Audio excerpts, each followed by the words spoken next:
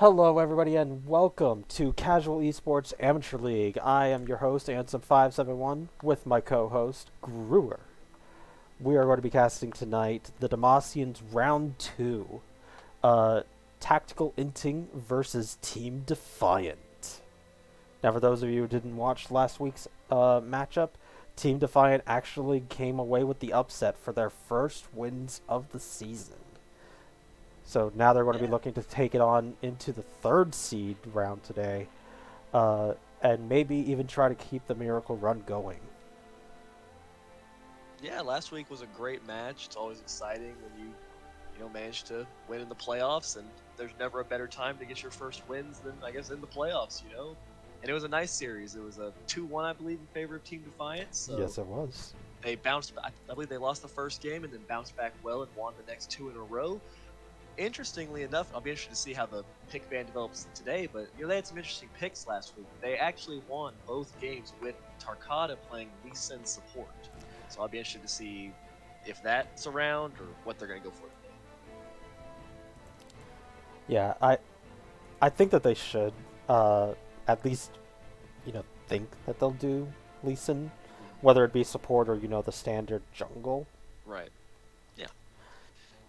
So. And it looks like we're getting into the picks and bans. Gnar banned away from Team Defiant, and they respond with a Pantheon ban. Pantheon obviously being a very strong flex pick. You played in many different roles. Yeah, and for those of you at home, this is like a silver and gold 4 below league.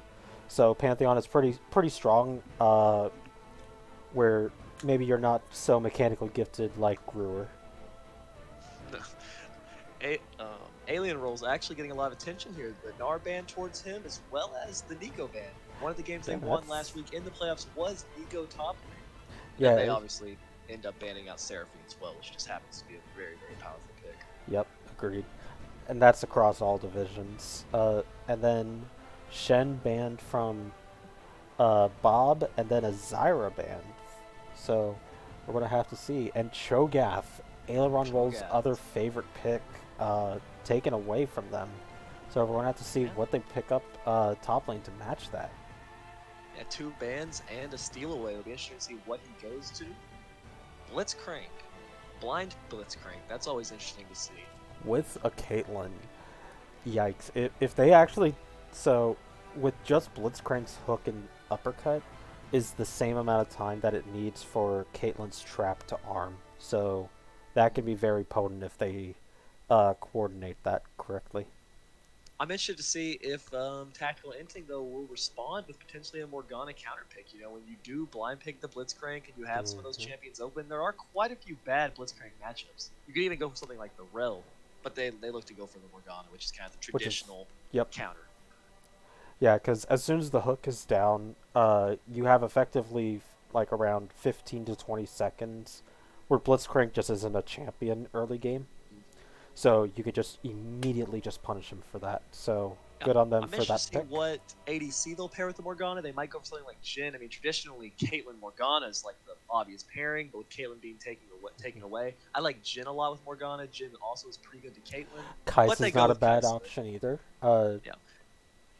Seeing as if a binding lands, then she could just jump on whoever that is. But kind of another like sort of pseudo self counter pick to that. Kai'Sa's R will be canceled out for the shield by Blitzcrank. Yeah, that's a good point. And, Kai'Sa is obviously kind of one of the premier ADCs in the meta right now. But if anyone is going to try to beat up on her a little bit early game, she has kind of lower range. It could be the Caitlyn, so it'll be interesting to watch that. Yep. Mundo picked away. That could be top or jungle. Be interesting to see where they go with that. I think that's going to be jungle. Bird kind of likes the Mundo jungle. So I think that's going to be jungle. Okay. Rumble, I'm not sure if Aileron Roll plays that. Yeah. But Xin Zhao definitely for the jungle there for Tactical Inting. And a Kayn ban. So they're like, hey, the jungle's probably their next big carry.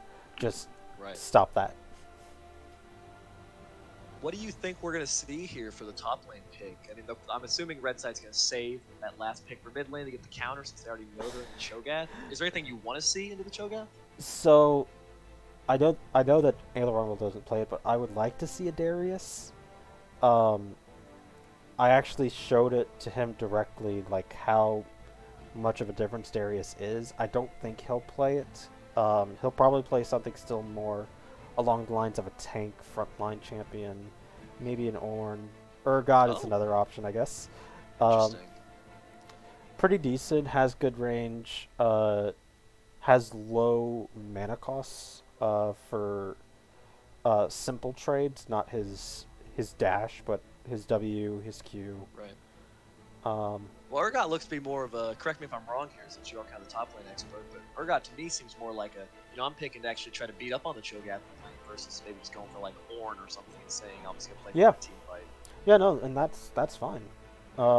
Yeah. If he goes press the attack, then early at least, Cho'Gath actually cannot be in that knock-up range for Urgot, and because then he just dies.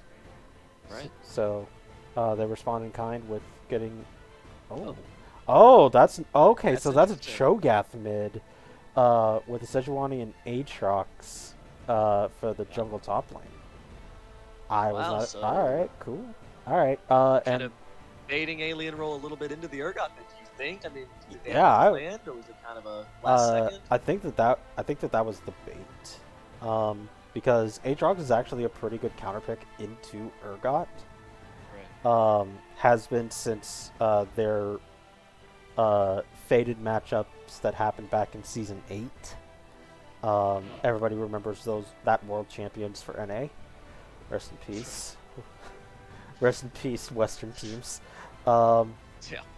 and then we have the Vel'Koz to wrap it up in the mid lane. So Yeah, I'd actually say I like the Vel'Koz pick. I mean, if Cho'Gath, while being he can be played mid, I'm interested to see if he'll go for tank or if he'll actually build like AP damage. But Vel'Koz in his kit has a lot of true damage. So when you're staring down at Cho'Gath, it's gonna get health regardless of mhm. what he builds. Sejuani's obviously gonna be kind of tanky. Aatrox is gonna build a lot of health. The Vel'Koz is actually a pretty good So pick here. If he can avoid getting dove on by someone like the Sejuani or the Aatrox, I think I Vel'Koz could do a lot of work. I will actually throw it back as a counter, like a self counter pick for them, because in those team fights when you're trying to set up Cho'Gath, Aatrox, Sejuani, they don't have to actually get to the back line. They just have to get their abilities to the back line to stop the Vel'Koz. Because the biggest thing is that it's his ultimate that'll help set up these fights. Because, yeah, like, I'm not going to question, his damage is going to be insane, and we're probably going to see that in the damage numbers at the end of the game. But he needs to be able to be safe enough to use it. And if he doesn't feel safe enough to use it, I don't think he should throw out his ultimate all haphazardly. Well, right, you want to try to get the passive proc obviously first before you use the ultimate. But I mean, when you have something like the Mundo kind of frontlining for you, the Urgot, I Blitzcrank. think Vel'Koz could potentially do a lot of work as well.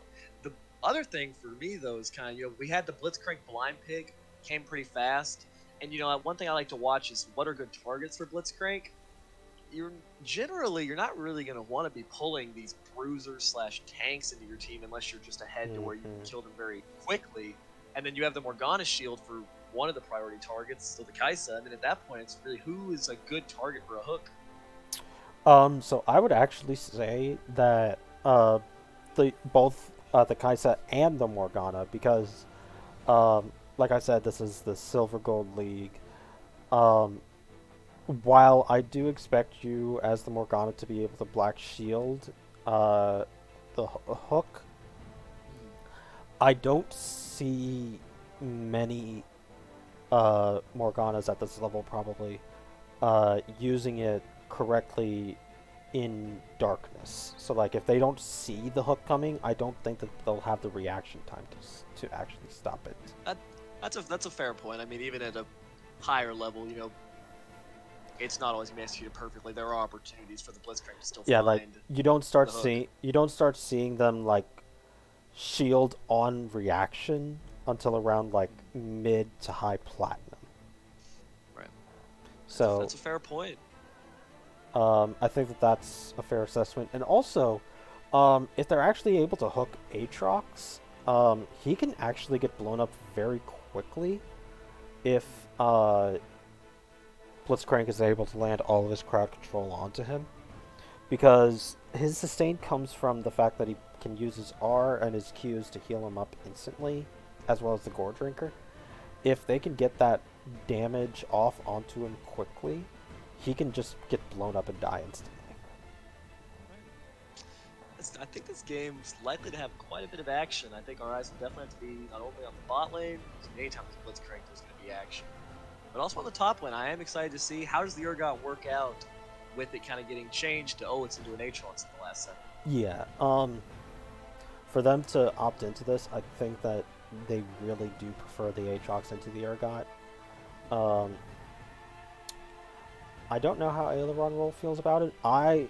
If I was the Urgot, I would be like, oh god damn it, I did not want this. Yeah, it'd be interesting to see. I mean, I think both these teams have opportunities to do things pretty well, both in the early game and the late game. I mean, you'd have to imagine it's Caitlyn. Caitlyn's in the bot lane. Mm-hmm. Definitely should like have that priority is down there. Yeah, that is a winning bottom lane. I think that Defiant has a higher priority mid lane, and then because Vel'Koz can be able to instantly clear waves with his double W. And then top lane is kind of a brawl fest between the two. Neither one is really going to be better than the other without some sort of either intervention or one is just unable to farm for some reason. So, like, for the first 5 levels, they're going to be pretty much even. Post 6, in a longer fight, Aatrox is going to just win out, and then Urgot is better for a quick snap engage. But Mundo doesn't have hard crowd control. Neither does Urgot really, besides a flash E. That's not going to stop an Aatrox. He's just going to ult and run away. So, I really don't want to see Mundo coming up here. If anything, just help ward for Urgot to make sure Sejuani is not up there. Yeah. One thing I'm interested to see is, you mentioned how Vel'Koz is probably going to have the priority, which I would agree with. But one thing I think we're going to have to watch is how does Soul Reaver actually position in that lane, because the Sejuani and the Cho'Gath, even though Vel'Koz has that range advantage, if the Vel'Koz is positioning a little too aggressively, without vision, things like that, if one knockup hits from the Cho'Gath, Sejuani can probably hit on Vel'Koz, burn a flash, likely kill. Yep. Yeah, and because we're still in loading screen, we don't see, like, obviously he went flash, but does he go for... Cleanse doesn't really do anything for knockups. It would get rid of, like, the stun from the ultimate of Sejuani, or... I know a lot of Vel'Koz players enjoy Barrier, but I think also there's an argument just to grab Teleport. Yeah, that was the other one. 5 games. Yep.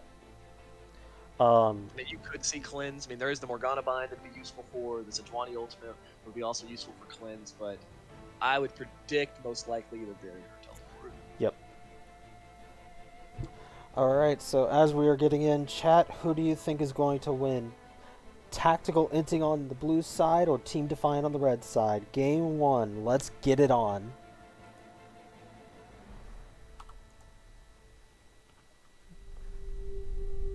Hasagi!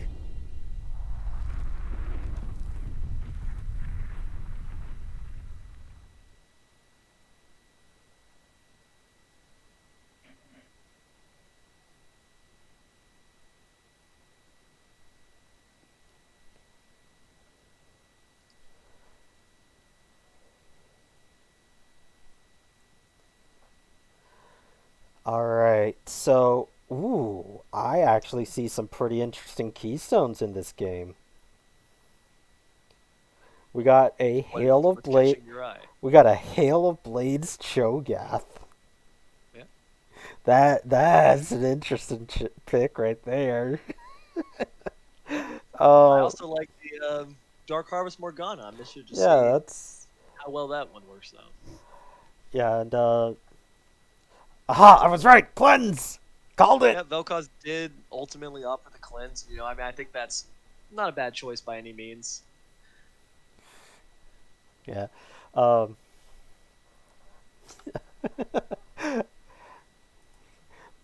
you think you know mid laners. Right.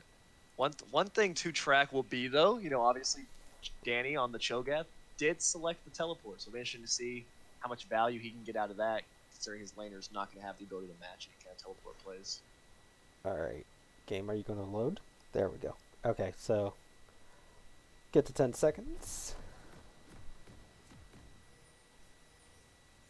All right, I'm at 10. Alright. 3, 2, 1, go. Perfect. And we are going to be off to the races, and we already have pings coming out from the bottom side. Yeah, this will be an interesting one. Morgana's a champion that likes to invade, and everyone knows Blitzcrank's a champion that likes to invade. To see if we get any level 1 shenanigans. It looks like Team Defiant is all grouping up, while Tactical Inting has chosen to kind of spread out a little bit more. Yeah, like you have the Blitzcrank, so you're able to just go with this. They should be looking for counter invade. And they got the hook onto her. She has to flash out of this, and she's already dead. And it goes to the Caitlyn. That's so big, especially the fact that it goes to the Caitlyn. Like that is a big girl news right there.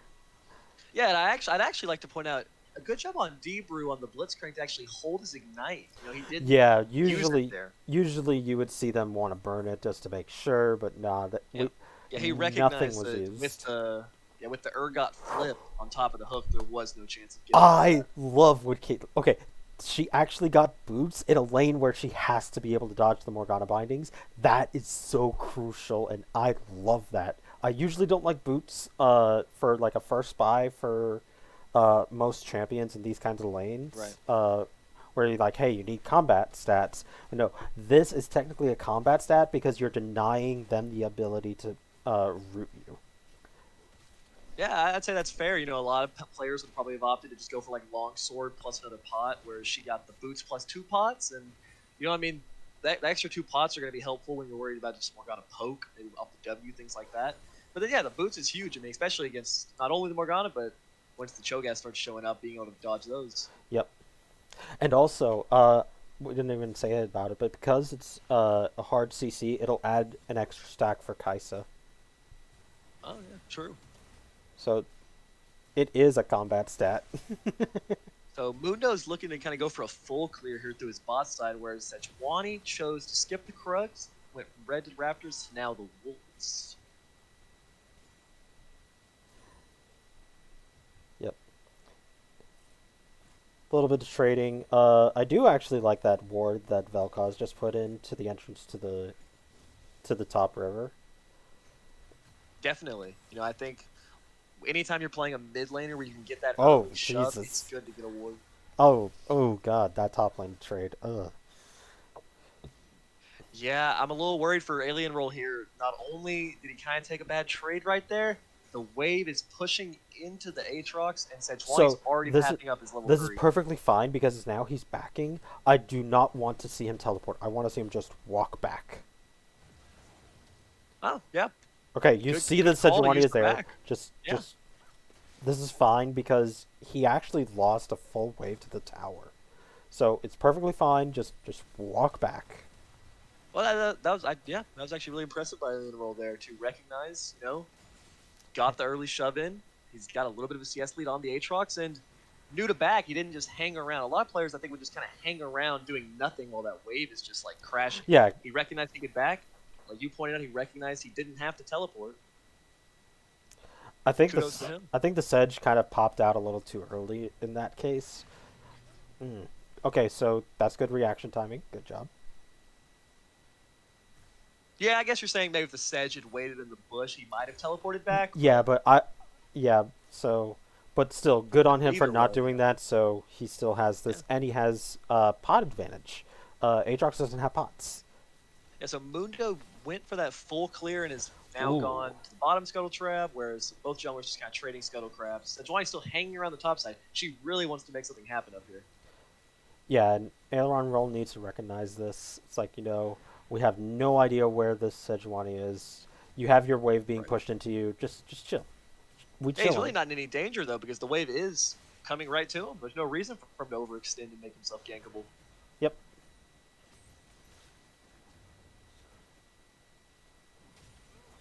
Oh, he's actually going in. He's got it. He's got the tower to proc onto her, so she has to back now.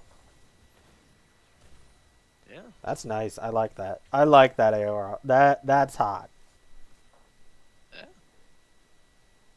Just continues to grow the CS lead as he takes this wave, and Sejuani spent so much time up there that Mundo managed to seal away the chickens, and now Mundo's correctly going for a very early dragon with the bottling priority. Yeah, and it's an Ocean Drake early. Oh, that is so beautiful. Like that's huge for them. Like I firmly am of the camp that okay, I had to wait.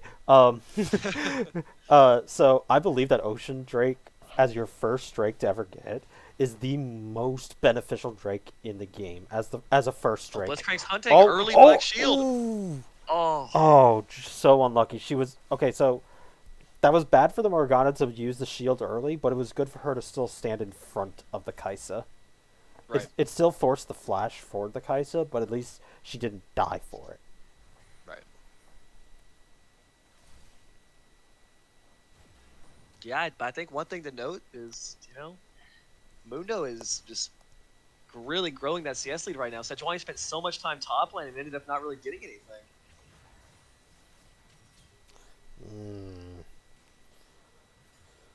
I think that Aileron Roll's next buy needs to be a cloth armor of some sort. Yeah, he opted for the boots first on his first back. I mean, it's not the worst thing that he could have done since it helps him to maneuver around with the sweet spots for Aatrox, but right. He's still getting hit by them, so... Yep. Yeah, another thing, we haven't really talked about the mid lane matchup yet once we got into the game, but Vel'Koz is sitting pretty right now. Has a 14 CS lead, got his Lost Chapter on his first back, basically no pressure been put on to Soul Reaver yet. Alright. And he got Cho'Gath, Ninja Tabbies top lane. Oh, he must have been listening. Oh. Cho'Gath TP's back. Oh no, but now he's in trouble. Now he's in trouble. Oh, he did dodge the slowdown. He does have 6 here in Sejuani. He's only 5. They do get a nice stun off. Aatrox doesn't go in for it. Good on him to get out of that. Yeah. He had to use his flash, but we take those. Yeah. Now Sejuani's in the bot or in the river getting the crab. Interesting to see if she kind of goes for a gank here mid, but Soul Reaver's actually gonna spot this out.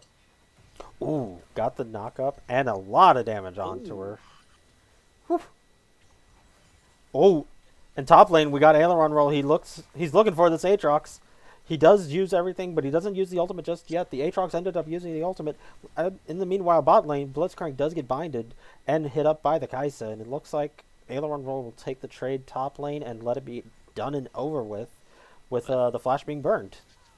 Yeah, he kept on to his ultimate, which means if Bob sticks around, which it looks like he is gonna back here, but if he had stuck around, there would have been a good chance for Aileron Roll to maybe get a kill there with his ultimate, but looks like nothing's really gonna come of that in the end.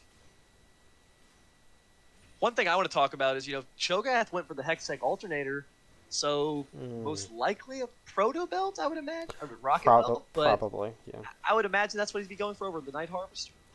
Oh, we do have the invade. Mundo chucks his cleaver, but he doesn't land anything, so Sejuani will be able to get away and have that, so they'll have a Bammies for her as well. Yeah.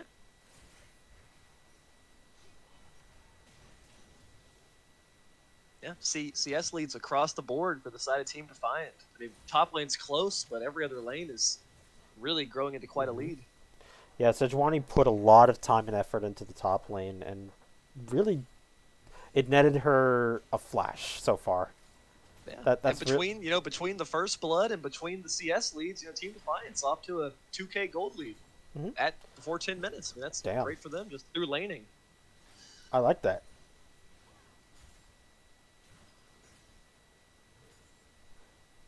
Yeah, Team Defiant, it's really a nice story, Got their first wins last week, looking to kind of continue their run.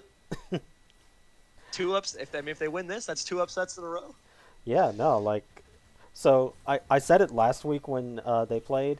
Team Defiant as the team name has never actually won a playoff round. And the fact that they actually not only did it last week, uh, but it was their first ones of the season was just like, oh, the story is it's written Oh, itself. we might have some top lane action here. Oh, Mundo's Mundo's discovered caught. Sejuani. Urgot is nowhere near. He doesn't have teleport. He can't get into there. Aatrox does ult it in. Mundo's trying to get a trade back kill, but he doesn't. And Sejuani has triumph. Yeah. Nice. Yeah, I think Mundo just kind of lost track of where his top laner was there, and his mid laner also didn't really look to roam over. But during that, the reason Vel'Koz didn't roam over was because he got a solo kill onto the Cho'Gath. But now he's got a skedaddle.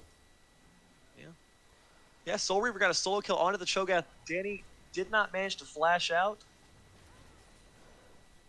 You'd have to imagine it was just a classic E into ult combo, not really giving him a chance to flash. Danny probably just held onto it, knowing he wasn't going to be able to escape. Mm-hmm. Yeah, because I don't know how it works for the ultimate specifically, but I know that it feels like there's always that extra tick for the ultimate for Vel'Koz when you don't actually get that. It doesn't look like you should, but you do get at least one extra proc of its damage. Yeah, I mean, the lack of jungle pressure bot lane from either side has kind of allowed the 2v2 to just kind of go on by itself, and because of that, the Caitlyn lane is almost has first tower at 11.5 minutes. Oh, I didn't even realize this. Oh, so we got a fight happening in top lane. Urgot does have the level lead over the Aatrox. Aatrox, however, does have red buff to be able to continue trading fairly evenly against this. So he'll be able to walk away from that for free. Blitzcrank doesn't actually... Ooh. Oh, that was... I saw it go into single digits. Oh, God, that was that was scary. But nice job by, Bird, even after dying over the Rift Herald, recognized once again, my bot lane has the priority, went straight to the dragon, and now they have a 2-dragon. Oh, we do have another fight going on in the top lane. Aatrox still has his red buff. He does actually get a lot of turn trade damage onto the Urgot, but Urgot also enough to dissuade him from trying further. Yep. And with that, we do actually have an Earth Soul coming in with that Infernal going down. Yeah, and Mountain Soul, big for both teams. Either team. Yeah, the fact that you have 3 frontliners effectively on both teams. Oh, Aatrox throws out his... Or Aatrox. Sejuani throws out his ultimate, but he missed. Smithy felt that one. Good flash by Tarkata. Good flash by Tarkata to get out of that. Yeah. Would have hit had she not been so quick on the flash. Yep. But they do drop the Rift Herald. You'll be happy to trade Sejuani ult for flash anytime. Yeah. Rift Herald here. Sejuani's still down here. Hold up. Sejuani's still down here. Oh. She does actually go on to him. Does not get the final stack, and they do actually hook her into the tower, and they do try to drop the Caitlyn. Blitzcrank does get binded, and the Rift Herald will go into the tower. They will not be able to get any of the kills, but they will be able to take a bunch of plates just before they fall in under a minute. Yeah, it's good use of the Rift Herald to get some gold back onto your bot lane that is losing so heavily in the little 2-on-2. And a nice job of Sejuani to kind of stick around after Caitlyn had blown the flash. Maybe feeling a little safe. Oh, we do have the ultimate coming out from the Vel'Koz. He doesn't get enough damage. The Cho'Gath did flash out of it that time. Yeah. And Vel'Koz has the completed Leandra. Ooh, and we got a steal on the blue buff. Mundo is mad at this Sejuani. He doesn't have his bottom lane, though. He needs to leave. Vel'Koz is here to help try to dissuade at least a bit of the damage. He does continue to trade. He's not dissuaded. He's not dissuaded enough. He does get the ultimate out from the... And now that's a double kill going over to the Vel'Koz. The Vel'Koz is going to continue chasing the Morgana. Morgana doesn't have her flash anymore, but she does have binding in a couple of seconds. They're going to see if they could get a little bit more damage, and they do! And that'll be another kill to this Vel'Koz. Great job by Vel'Koz there to come down and back up his jungle. That was the difference in that top lane Rift Herald play. Mundo was kind of caught by himself, but this time around he says, hey, my Vel'Koz is coming this time, and with the completed Leandries right now, Vel'Koz is just... Oh, yeah, no. Like, he is so strong right now. And also, it wasn't shown earlier, both Mundo and Vel'Koz got the magical boots. So, we got that going for them. Bot lane did fall finally to the Caitlyn, so she got full gold for that one. So that feels nice. Yeah, and right now we're at like a 5K gold lead pre 15 minutes. I mean, that's Yikes! really Like, big for the side of Team Defiant. holy crap! Like, so last week it was very close. I'm not gonna lie, it was a very close matchup. Um, like they did do right things, they did do wrong things, but I'm actually very pleasantly surprised. Team Defiant actually this week looks like a contender for Demacia with this kind of a lead just in game one. I know it's soon to say, but this is a really good start for them. Yeah, and I don't think Tactical Innings out of it by any means. Not in this game, and certainly not the series. Oh, There's plenty definitely of games not. to be played, but they do have a lot of scaling on their side. Cho'Gath infinitely scales, obviously, in a way, and then the Kaisa. If Kaisa can get her items, eventually, there's a reason that character gets picked almost every game. Mm-hmm. But it's going to take a lot. I mean, they are down quite a bit of gold. It's going to take some really good team fighting around the objectives. I mean, once you've already given away 2 dragons, you don't really have a lot to give away at this point. One thing to point out is Cho'Gath Ultimate will be a good secure in these Dragon and Baron fights. Yeah, but with this, most members, most members on Defiant do actually already have their mythics, especially since not just their CS but their kill lead, and not one from Tactical Inting. So now we're going to see a little bit of. They're doing good, rotating the Caitlyn to to the towers to get more off the map. Urgot being a ranged champion can pseudo go against Morgana Kaisa. Yeah, I'll say it's definitely smart by Team Defiant to really move the Caitlyn around, but on Tactical Inting's side, I think you want to get your Aatrox out of that. I mean, he's the one lane Yeah, that like really could actually fight his opponent right now, and now you've stuck him in the Caitlyn. Oh, ooh, great and kill that by was a Reba. good solo kill from Vel'Koz. Oh, but we do have Sejuani coming into the top lane. She does use her Gale Force to get out, but she doesn't have her flash yet, so she does get an ultimate right to Sejuani. The Blitzcrank is trying to keep her alive as long as he can, but he doesn't get it. And now he has to flash away from both the Aatrox and the Sejuani for chasing him down. They are going to do a lot of damage to him. He tries to get as much CC as he can, but they will be able to get that. A 2 for 0 for Aatrox, now 3 and 0. That's 2 good kills on Aatrox, Oh, and now but Vel'Koz does do a lot of damage onto both of them into the bottom lane. He does go and he gives them Aatrox TP'd Morgana. in. Vel'Koz does just flash in. Now Aatrox is going to be able to be taken down. Urgot is trying to get at least one of these kills. I don't believe he already used his ultimate, so now he's trying to deal with this with this Cho'Gath. But Cho'Gath will be able to eat him. He doesn't actually get the ultimate off to get the stack, so he will not be getting any bigger with that one. Mundo managed to pick up the dragon as well as pick up Aatrox at the end of the fight. He's running straight to the Rift Herald and says, "Hey, Sejuani, I'm coming for you." It's like, hey, I know you here. I know you here. We fight. We scrapping. And now they tried to give it over to the Caitlyn, but Sejuani smited. So Still good gets awareness. Assist, But good awareness from the Sejuani to recognize that. But yeah. Like I like the play by Tactical Inting to not really roll over. They recognize, hey, we can make a play on this Caitlyn. She has no flash. You got 2 kills onto your Aatrox, and crucially, guess who got the Vel'Koz shut down? The Kaisa. So I mean, if there's any way you want to try to win this game, is to get kills onto your carries. So now Aatrox is in a better position, and you're giving some gold back to the Kaisa, so she's not as far behind onto the Caitlyn. She's still about 7,000 or 700 gold behind Caitlyn, but 7,000. it's not 7,000, 700, but it's not completely unmanageable. It's not gone now. It's not gone now for her. Yep. They do manage to grab another turret, so now the turrets are 3-0. Yep. So there is a lot of standing gold still on the map for Tactical Inting to pick up if they can eventually break those outer turrets. Yep. One thing I would like to say, they are actually picking up their mythics. We haven't seen what Cho'Gath picks up. With those items, those are actually for Leandri's. So I don't agree with the Leandri's pickup for him. No, for Cho'Gath you're saying? For Cho'Gath, yeah. Well, no, he has the components for Rocket Belt or Night Harvester. Oh, I'm sorry. Yeah, no, you're good. I imagine it's going to be the Rocket Belt, probably to try to kind of get on to these backline carries. I don't see Night Harvester really being the pick here.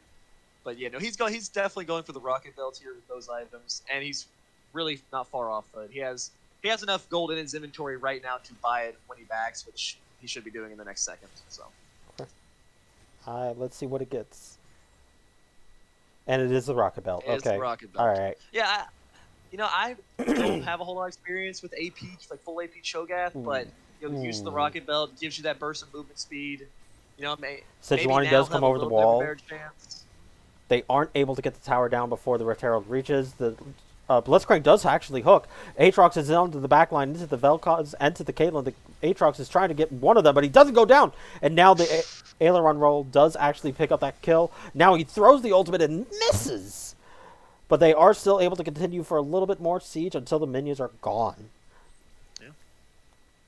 Yeah. One thing I want to point out is the Vel'Koz chose for his second item to just go ahead and full build the Morellonomicon. And right now, there's no heal cut on the side of Tactical Inting. No one's breaking into this Mundo's healing right now. Mm-hmm. Well, they did just complete the Bramble Vest, but I don't think that was there for the previous team. It was not. It was not. Yeah. They have a lot of even then, you'd demolished still procs. like to see something on either the Kaisa. I guess if you're going AP Cho'Gath, you could build the Oblivion Orb. Aatrox should grab an Executioner's. I definitely think you need more than just the Bramble Vest. Yeah,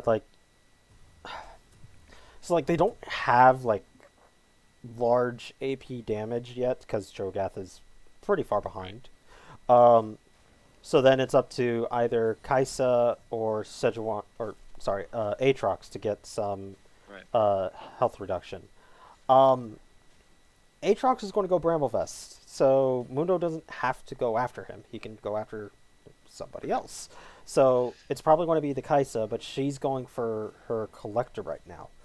So it's going to be a while before they get any more anti-healing, unless if Morgana just randomly decides to just stop and get it'll definitely make a difference. So you hope they can get it sooner rather than later, because the Aatrox had a pretty nice flank in that team fight, and you have to wonder if was the Morellonomicon not completed, would that have actually worked? So I don't think so. We come up to the Soul Dragon fight in 15 seconds. You have to think if Tactical Inting can't manage to get this one, I don't see how they're going to be able to ever really get killed through the Mundo. Oh no, definitely not. Even Urgot, he's going to be finishing up his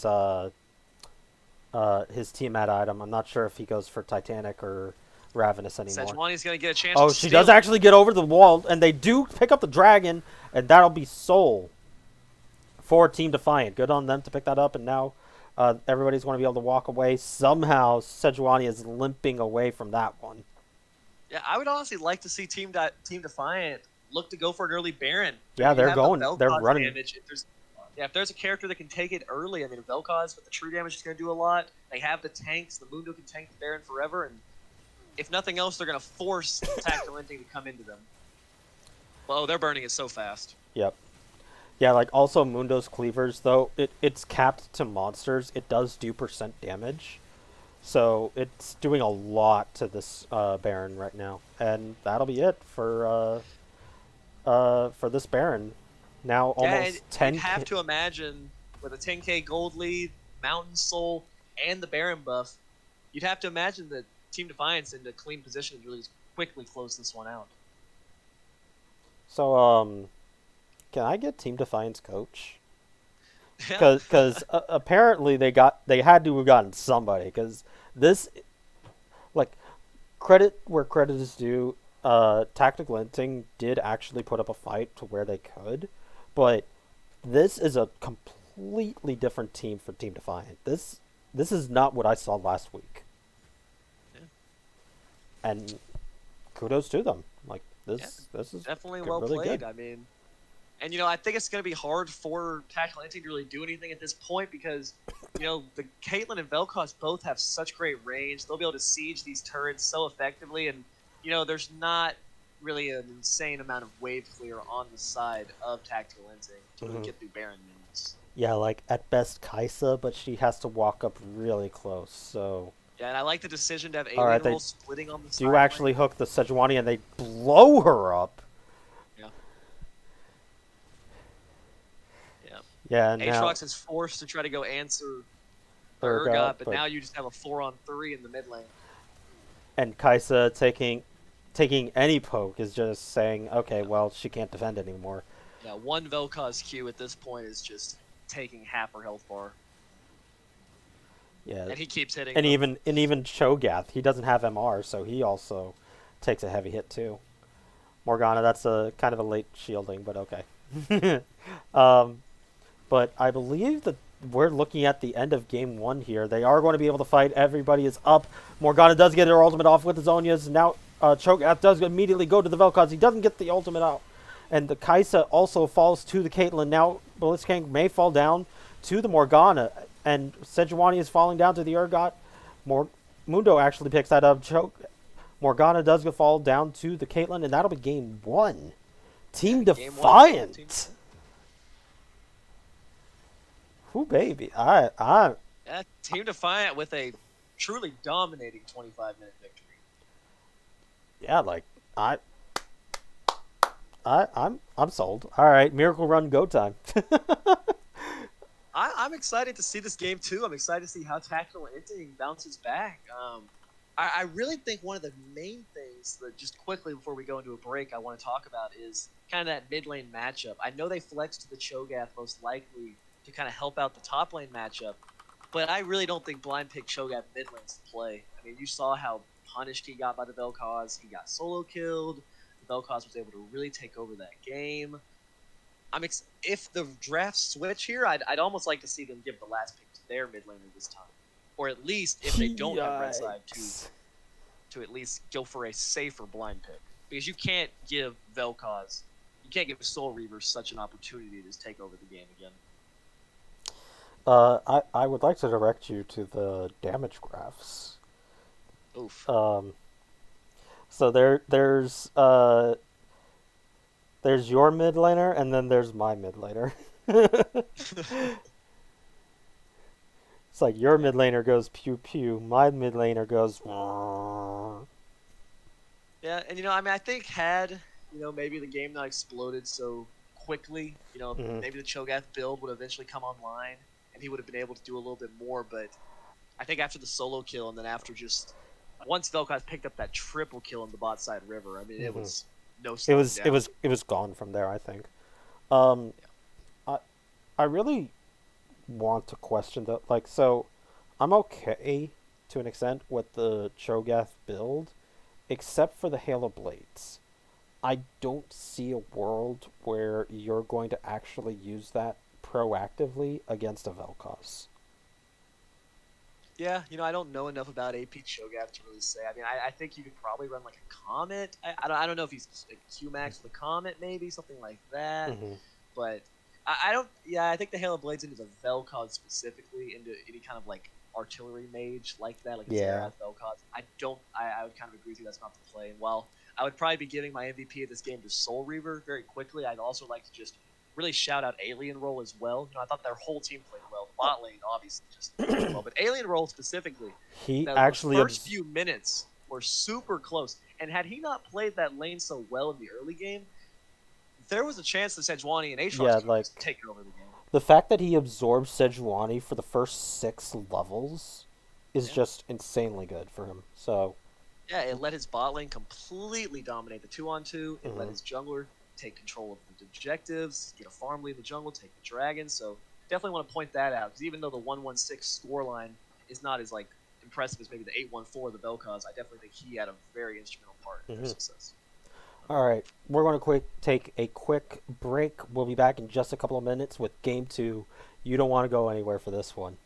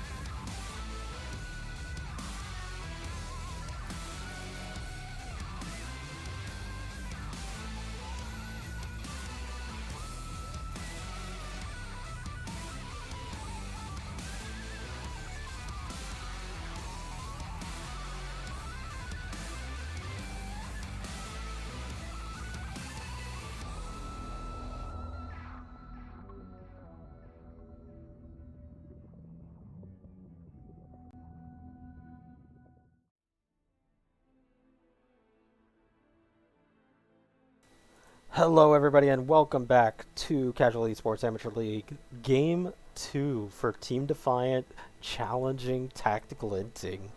Team Defiant rocked off to a roaring start with Game 1, and they're looking poised to take this as a 2-0 game. Yeah, it's gonna be interesting to see how Tactical Inting can bounce back. With the form that Team Defiant was showing in that first game, you're going to see something impressive from Tactical Inting here to kind of counter that.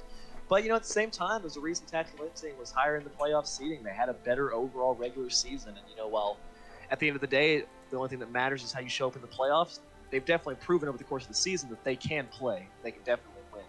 So I'm excited to see how they bounce back. One thing to point out is Team Defiant, despite winning on the red side, chose to select the blue side. So I'm interested to see if they value something first pick. Maybe they want to be able to first pick the Cho'Gath themselves. But, with how successful their last pick mid lane was, I'm personally surprised they didn't just select to, keep that opportunity. Mm-hmm. Maybe they have something planned for blue side this time. So yeah, we're going to have to see where we're getting in on this one. Yeah, and it wasn't like Tactical Inting just keeled over and died. They actually fought, and they started to make something happen, but as soon as the Vel'Koz got that triple kill around the Dragon Pit, that was just sealing the deal right there. Yeah, and I would like to see AJTL, maybe focus his attention a little bit differently in this game, depending on how the matchups shake out. I thought his bot lane really kind of just got put on that island of the Morgana, Kai'Sa, stuff in their turret the whole game. And the one time he did come down there with the Rift Herald, they got a lot of plates and they barely did not kill the Caitlyn. Like, burned the Flash, which ultimately did result in getting some kills on the Caitlyn. So I would like to see him maybe put a little more priority down there this time, depending on how the matchups shake out. Mm-hmm. Yeah, so I actually pointed out that Mundo should not even go up there, which was actually correct. He didn't almost go up there other than, for the occasional Rift Herald. We get into the drafts, and Pantheon ban remains the same, but Tactical Inting considered the Blitzcrank to actually be a problem, and they ban it away this time. I don't know if that's actually the right choice. I feel like the Vel'Koz was probably the biggest obstacle they had. Personally, I didn't think the Blitzcrank was too crazy impact. Like, he had some good hooks, but it definitely didn't feel like that's what blew the game open. Whereas, banning the Caitlyn there, I can see that, because it did just guarantee that their bot lane was shoved under the whole game. But right now, last time Tactical Inting chose to ban Gnar, Neeko, and Seraphine. And as of right now, all three are open. If the Seraphine's open, that's definitely a first pickable champion. Oh, yeah. Definitely. But hey, yeah, they banned the Mundo, so they chose to ban all three champions from last game. I don't hate that. Sometimes you get rocked by something you weren't necessarily prepared for, and let's just get them off that. Can they prove that they can beat us on something else? Maybe, maybe not. I feel like Aileron Roll's probably rolling over, laughing right now. Like, not to the dismay of Tactical Inting, but they left up so many of his favorite champions that he's just going to pick Neeko. So that is a top lane Neeko. He does go and change between the on-hit versus full AP. So we'll have to see which one that one's going to be. Yeah, they actually... they go for the Neeko, but in doing so, they give Tactical Inting the chance to grab the Seraphine they wanted, which they do. Mm-hmm. Seraphine and Ashe bottom lane. A very, very strong lane. Yeah, that's a bottom lane pick. I think we might potentially see roles reverse this time. See Tactical Inting with the pressure in the bot lane 2v2. Mm-hmm. Yeah, because for those of you who don't know, the synergy between Ashe and Seraphine means that Seraphine's E will always be guaranteed at minimum a root. Yeah. So we're going to have to see how that goes for their bottom lane. Morgana picked up as a good counter pick. That is a good counter pick. One thing I'd like to say though, they go for the Varus, which I think is smart. Morgana Varus is the strong lane. Varus is not the strongest AD carry right now. I imagine he'll go for a poke build. Mm-hmm. Which it's not awful right now, but it's definitely not one of the strongest picks in the meta. But I'm interested to see if they can make it work.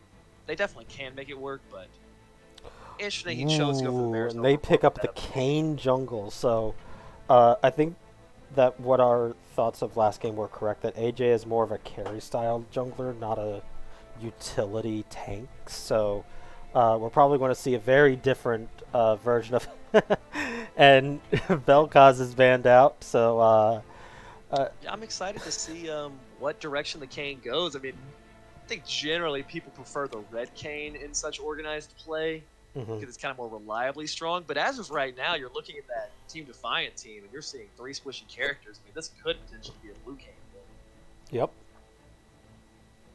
You know, Vel'Koz does get banned, and I'm really liking how Tactical Inting chose to approach the draft this time. They get themselves a much stronger bot lane. They get their jungler more of one of his comfort picks, and they get to ban the Vel'Koz, and ultimately they can last pick counter pick their mid lane if they so choose, which I imagine they will, since you already know you're in the Nico. Yeah, so you could just pick your top laner. I haven't played against a Nico top lane since like season 8. So I wouldn't be able to tell you what's a good counter pick for her for top lane. Maokai's Okay. fine. Good for magic damage based champions, so it's fine. Yeah. Yeah, one thing I didn't necessarily think about at first, but with the Varus ultimate, it spreads, you can really lock people down. If you combo that with the Nico ultimate, there's definitely a lot of synergy there right now. Mm-hmm. Volibear being picked up. That is going to be a jungle Volibear. Yeah. Throw a Volibear ult over the top, and Team Mm-hmm. Light's looking pretty scary for them right now. Yeah, it's looking good. See, this is where I would want to actually choose to round out with a mid laner that does bring just really ultimately cements that teamfight identity. And Sylas. hmm, I'm I'm not. personally a big fan of Sylas, and I do think whenever you pick Sylas, you have to look what are the ultimates I have. Seraphine ult's definitely a great one. Ashel's definitely a great one. Kayn and Maokai and Maokai Kayn, aren't really not the so much. best. Yeah. And I'm personally not the biggest fan of blind pick Sylas. I do think there's quite a few Sylas counter picks, but he's confident on it. So, oh, Oh. I would I not would do not that do if that. I. No. Oh God, no. Yeah, that's. So, for those of you that don't know, Silas, when he does steal Cho'Gath ultimate, he can get the stack from it. So Yeah, he you can can get, permanently stack them. and the amount of HP that he gets is based on Silas's ultimate level. Um, so I don't agree with that pick. Like a good counter pick, I would think is probably like a Syndra, because she's not going to really do much for Silas to have her ultimate. Um, Yeah, I don't know. I'll say I think maybe they're showing. I haven't been following tactical inting all season. I don't know exactly what all their mid laner has pulled out, but mhm. he did eat both a Malzahar and a Galio ban in that second phase, and it might be that Team Defiant just recognizes that his pool might be kind of small and know that his main pick is the Cho'Gath, and even though it's not the most opportune pick personally for him here, it might be the thing he feels comfortable on. And when you're playing in an elimination match in the playoffs, sometimes you just kind of got to go for your comfort. The one thing I will say, while the Sylas ultimate steal is so good into the Cho'Gath, I don't see the Cho'Gath getting as kind of just demolished in the actual lane phase this time around. He Yeah, won't be outranged. He should be able to keep up and farm this time around. and also And because of the if he goes silence. for the Hail of Blades, it'll be a lot more useful. Yeah, here it's a lot more useful because it's a melee v melee matchup. Also, that silence is actually going to be a pretty good crutch to slow down the Silas from just all-inning him. Mm-hmm. So No, definitely the silence is definitely a great counter into the Sylas pick, but yeah, I'm feeling pretty comfortable if I am Soul Reaver right now on this silence. mhm. Yeah, you've got you've got two absolutely incredible ultimates, one pretty good ultimate and two mediocre ones. But because of how long it takes for your ultimate to even reload, you're fine with that.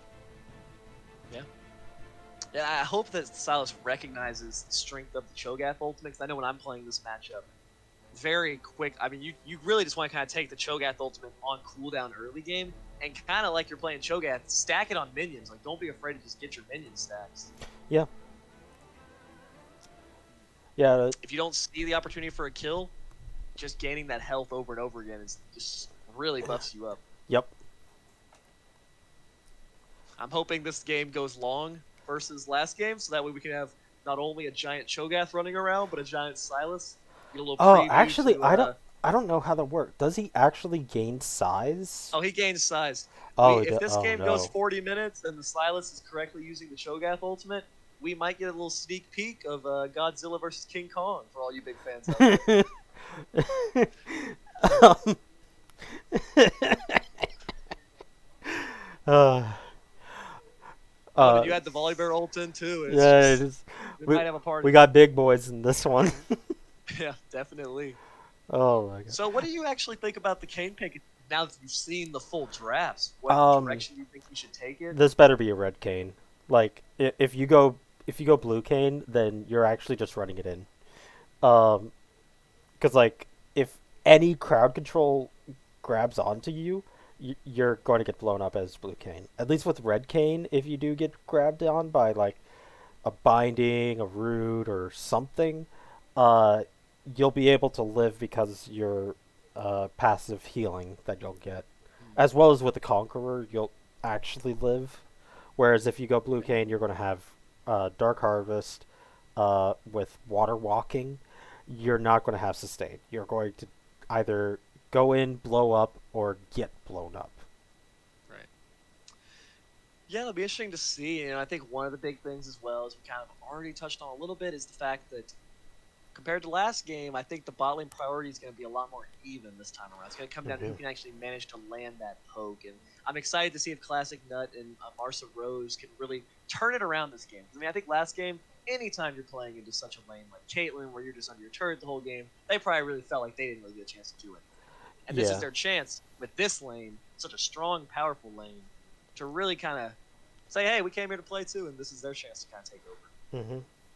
But so in the reverse of that, so I understand for the bottom and the mid lane, they actually can have a laning phase this game, so they're going to feel a little bit better.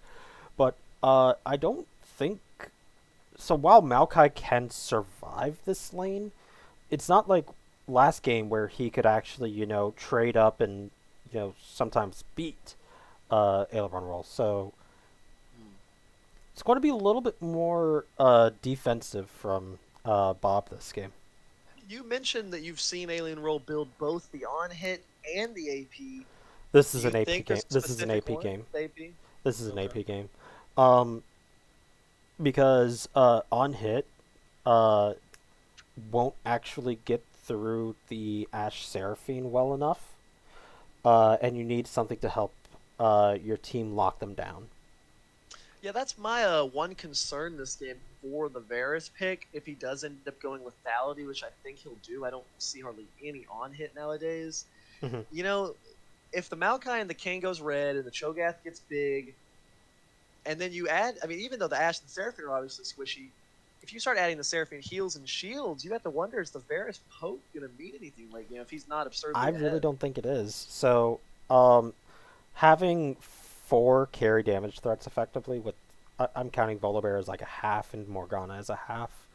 Um, Mm-hmm. I think that would be fine because on Tactical Inting side they have Kayn and Ashe. Like Cho'Gath is going to build AP, but he's going to be a one shot, so that's not going to be as like unless if he just absolutely one shots the Varus. Uh, it's really only the Kayn and the Ashe. So have the kiting tools with the Morgana and the Nico, and then just build armor for your front line, and then you're good. Yeah. Yeah. Well, looks like we're about to get into this one. It's going to be exciting to see. Tactical Inting, Team Defiant, Game 2. Tactical Inting bounce back and force us into a Game 3 situation.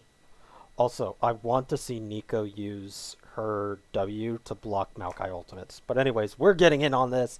Let's see who's going to win. Team Defiant on the blue side, Tactical Entity on the red side.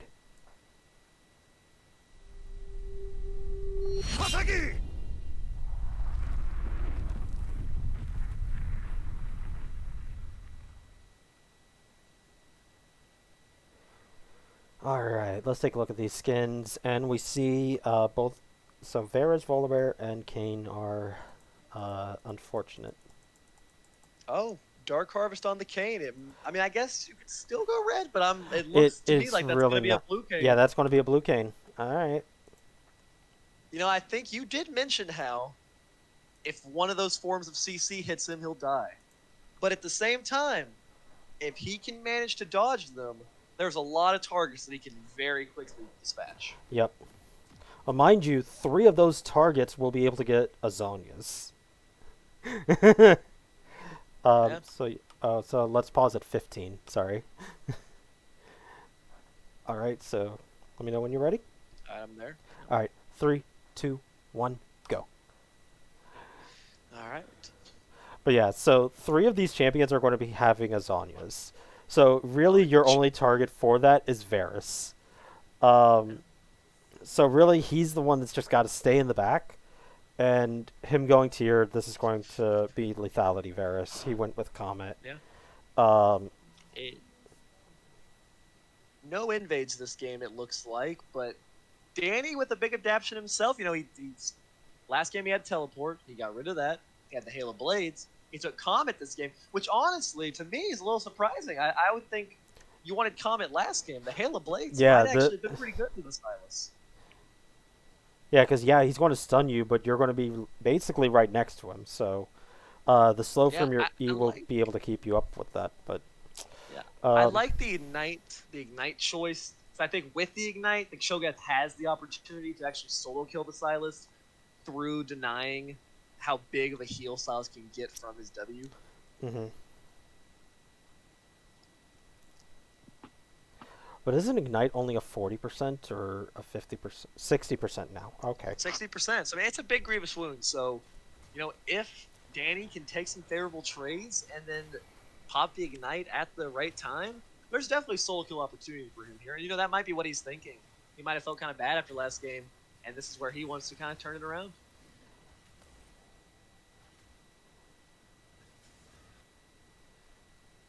Kane with the red start to the Krugs. Volibear also doing red to Krugs. So here's the thing about Nico. Based on whichever champion you are acting as, you have their attack range. So you should be Varus right now. If you're not Nico, you should be Varus at the very least. Hey, Alien Roll must just like swinging the chains around, choosing to be the Silas there for a little bit. She actually went Glacial. Ooh, got out of that I guess that knockup. could That's be, good. I know a lot of Nico's like the Rocket Belt build, but maybe she's going to go for the Everfrost, with the buffs that item received last patch. Oh, it did? It's definitely growing in popularity. Ooh, nice root onto the Varus. They do a lot of poke to him this game. Already has to use one of his pods. He doesn't have, real sustain since he went for the tier first. Yeah, starting the tier, I mean, it does let you scale a little bit faster, but your poke's not really doing a whole lot of damage yet. I see a lot of Varus actually start corrupting potion in the bot lane when they're going for the poke build. Ooh, gee, this... Okay, so... Debrew's Morgana bindings are actually just point and click onto this Ashe. Well, it's a good thing because She's going to they need need to it be. right now with how the Varus is getting kind of bullied at the moment. Yeah, he's actually going to have to probably back early.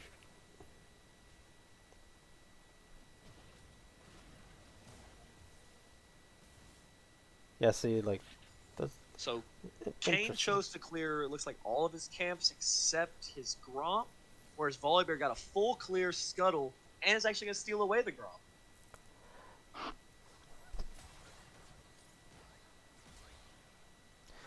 So, as the resident Silas player, ooh, we do got an early gank onto the bottom lane. Morgana does throw her binding, but she misses. Oh, and Ashe is under the tower. Oh, but she does get first blood, but I don't know if that's worth it.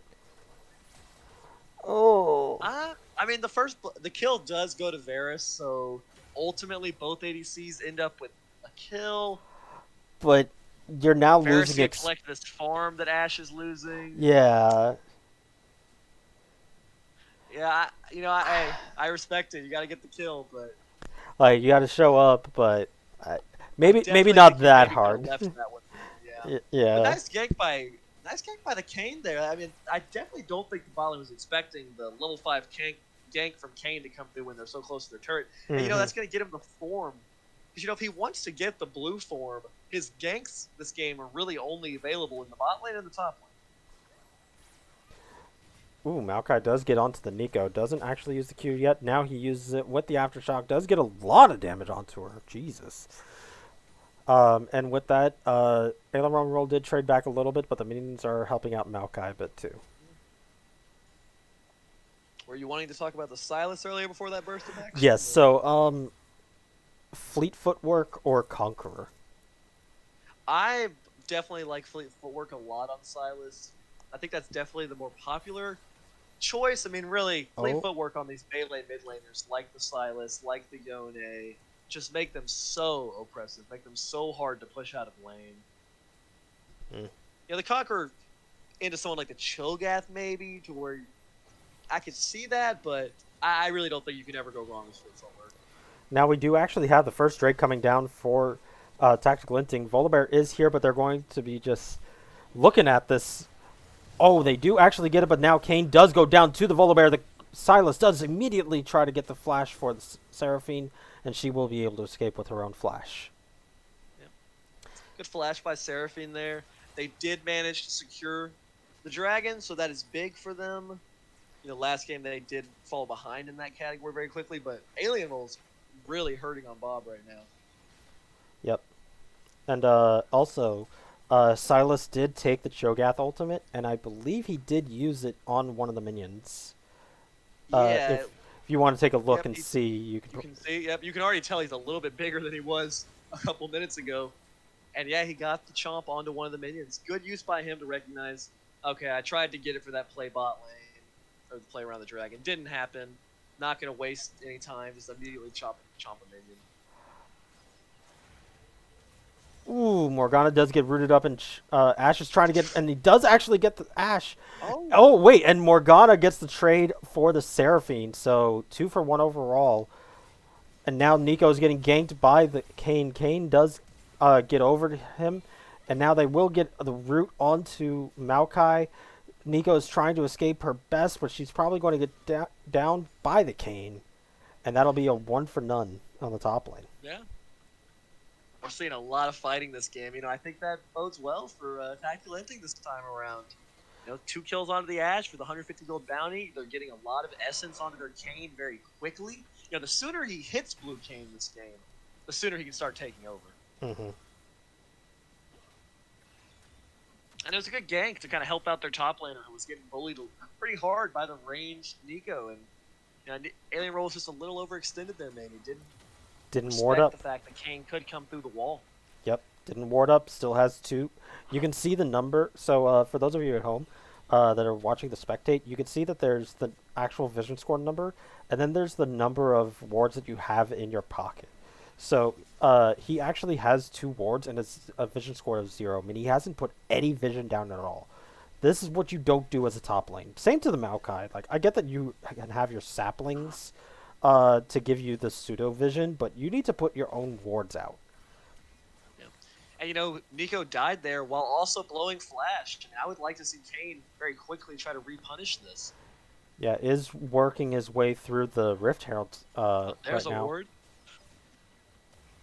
Is getting jumped on by the Kane. Wants to be here though. Yeah, I mean, he can try and do some stuff. I mean, he is bullying the Kane. Silas is coming over here.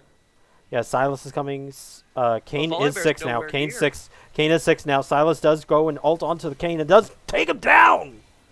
Now they're going to try and take out the Cho'Gath before he can get to the Nico. Silas does ult through the Cho'Gath, and now he's trying to escape through him now. But he's going to be the Cho'Gath ult. They have the Cho'Gath ultimate. He does get it off. He can't get. Oh, he got it. And that'll be a 2 for 1. Volibear is now trying to run up to this top lane. He's a little late. He has ultimate, but he's a little late. He does have enough damage to take out at least the Cho'Gath, but him being there and them seeing him on that ward towards the entrance to the river will dissuade them from continuing to try to take this Rift Herald. Oh, Morgana, face first ultimate from the Ashe. Varus tries trade kill on the Seraphine and does, but this Ashe is tearing it apart in this bottom 4-1 lane. now, yeah. You know, that was a nice job by the side Team Defiant to very quickly, by the side Team Defiant to very quickly kill the Kane. But Volibear was nowhere near, so even though you got the very quick kill, it still ended up being a 2-on-2. Tactical Inting played very well to give Cho'Gath that chomp and to get another kill onto the Nico. And Tactical Inting's bot lane is, there keeps being trade kills, but when you're 4-1 on the Ashe, you're fine trading your support's life if you're getting 2 kills every time. Yeah, Kane, he still has his ultimate. Silas is able to escape from that one without having to burn his flash. Pretty cool champ. Yeah.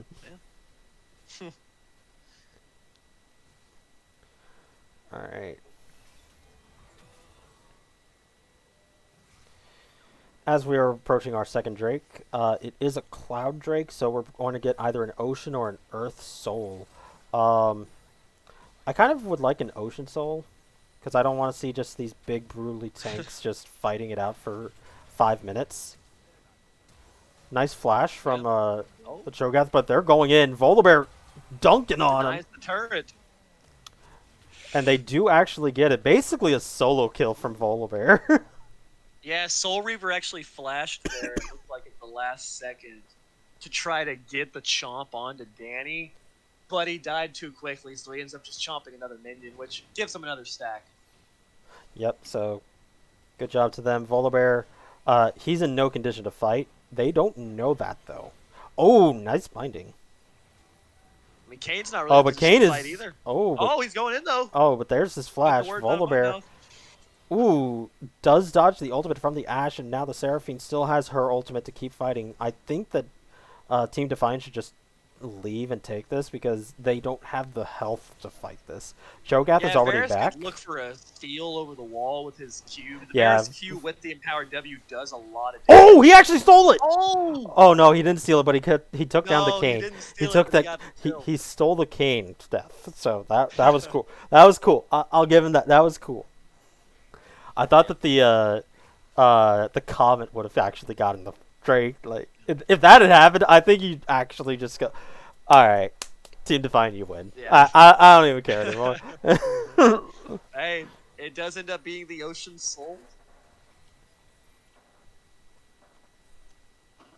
And you have to be worried right now if you're Team Defiant. If Tactical Inting manages to get 2 more dragons, get an Ocean Soul Kane on the Maokai, on the Cho'Gath. Kane Kane is actually just unkillable. Oh, Volibear does actually Silas. Silas missed his ultimate from the Seraphine. I think Seraphine, the actual Seraphine, hit the Seraphine ultimate. Yeah, it did. Huge. Yep. And Silas just was not able to land his version of that. Yep.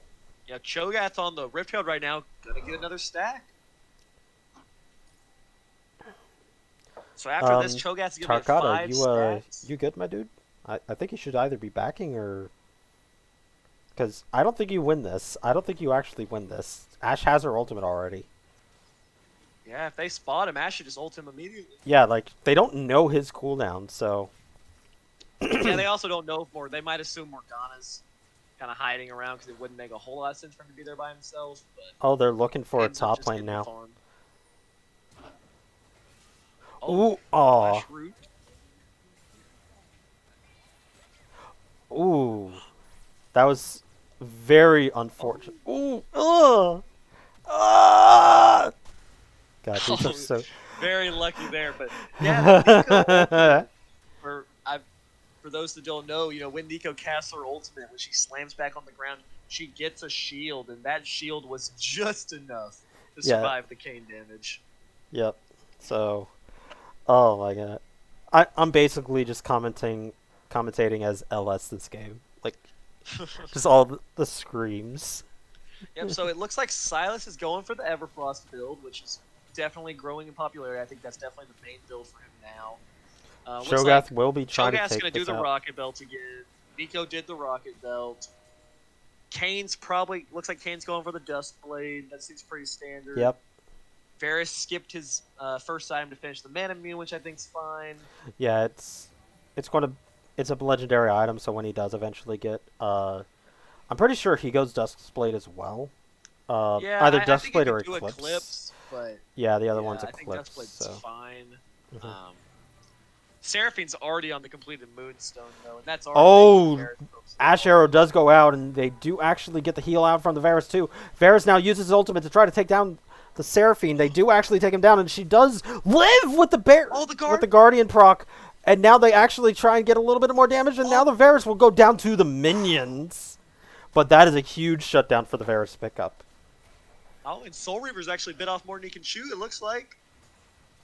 Barely gets away from the Maokai, but Kane's coming in. Oh! That's Blue Kane. That's Blue Kane. Now, but Volibear is a pretty big boy. I don't think you really want to fight this Kane. Yeah, Kane's already running away. Oh, but Nico's here, and now she has slows, so she is able to stop him, and they are going to be able to pick him up there for the Volibear. 3-0. Nice. Pretty good for him. That was a nice job by Team Defiant to get some kills back. Even though Varus ultimately went down to the minions there, and Morgana ultimately went down to the Kane, Varus got that Ashe shutdown, which was huge. And I think, Tactical Inting hit both of their ultimates onto Morgana, but through the use of her stopwatch, she bought so much time. And Guardian. The Varus And was Guardian. getting ignored. Yeah, and the Guardian proc to barely let her live. I mean, she just bought so much time that they kind of ignored the Varus, while meanwhile he was just DPSing them like crazy. And she's actually going for Zhonya's first, and I just love that. Yeah, I think that's smart this game. But what I do not believe is... Alright, I'm going to have a little bit of critique. What I don't believe is smart, though, is that she came back with her Sightstone finished and didn't swap her trinket. But that's my bit of gripe. Ooh, but that poke is coming in hot, though, from the Varus. Yeah, the Varus poke is hitting pretty hard now. Getting that shutdown let him complete the serrated Dirk. Oh, man. That healing from Maokai is kind of insane. He doesn't even have Spirit Visage yet. Oh, and she's actually just dead. The Guardian. Oh my God, that Guardian. And then the shield bow from Ashe to keep her alive as well from the Varus. Seraphine barely gets away. Guardian is the MVP right now for Morgana, though. Oh yeah, no, she literally lived with less than 100 HP twice. Oh, right here, they're on the dragon, and Soul Reaver has the Cho'Gath ultimate. His team should let him chomp that here to get a stack. You have to watch that, which it looks like they're doing. Yep, it did go for him, so good job. Another stack for. I mean, Silas at this point is about as actually big as Volibear. Yeah, like that's only 3 stacks too. I like it.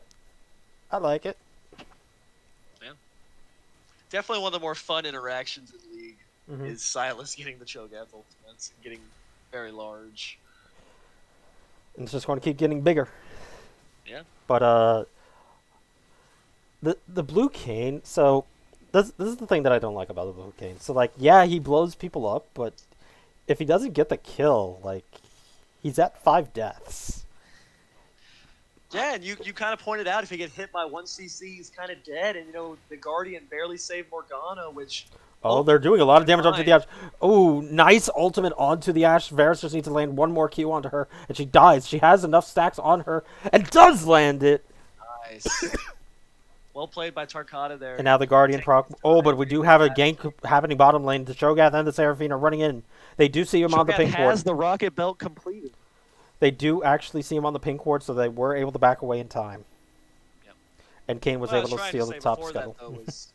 You had a good point about how the Kane did almost kill the Morgana, but as she snuck away with like 1 HP, she landed the binding, which just Kane just gets instantly killed after that.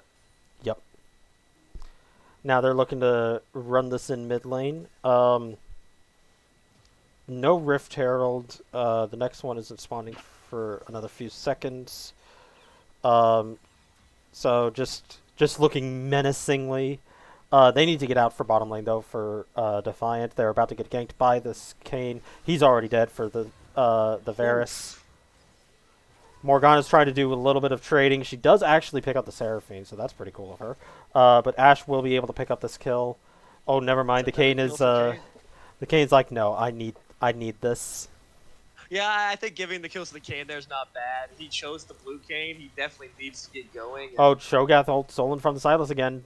Ignite down onto the Sylas. Cho'Gath was looking for it. I don't know exactly what the execute threshold is for AP Cho'Gath, so I think he was close. I think he was yeah, it close. looks like right now he's doing Ooh, 646. Nico did not get So, rooted by the Maokai, so she's able to return a bit of damage. Not a lot, just a bit. yeah. And like I asked for their 3 AP champions, they're all going for Zanya's. Nico's going for hers second. Morgana picked up hers and picked up an Oblivion Orb. I like that. So Varus completed the Duskblade, but interesting to me, Kane actually chose to go for the Eclipse over the Duskblade. Yeah, so he can get that procced off very quickly with his EQ. I think it's his WQ. WQ, yeah. But 9 times out of 10 as Blue Cane, you're going to immediately ult onto them.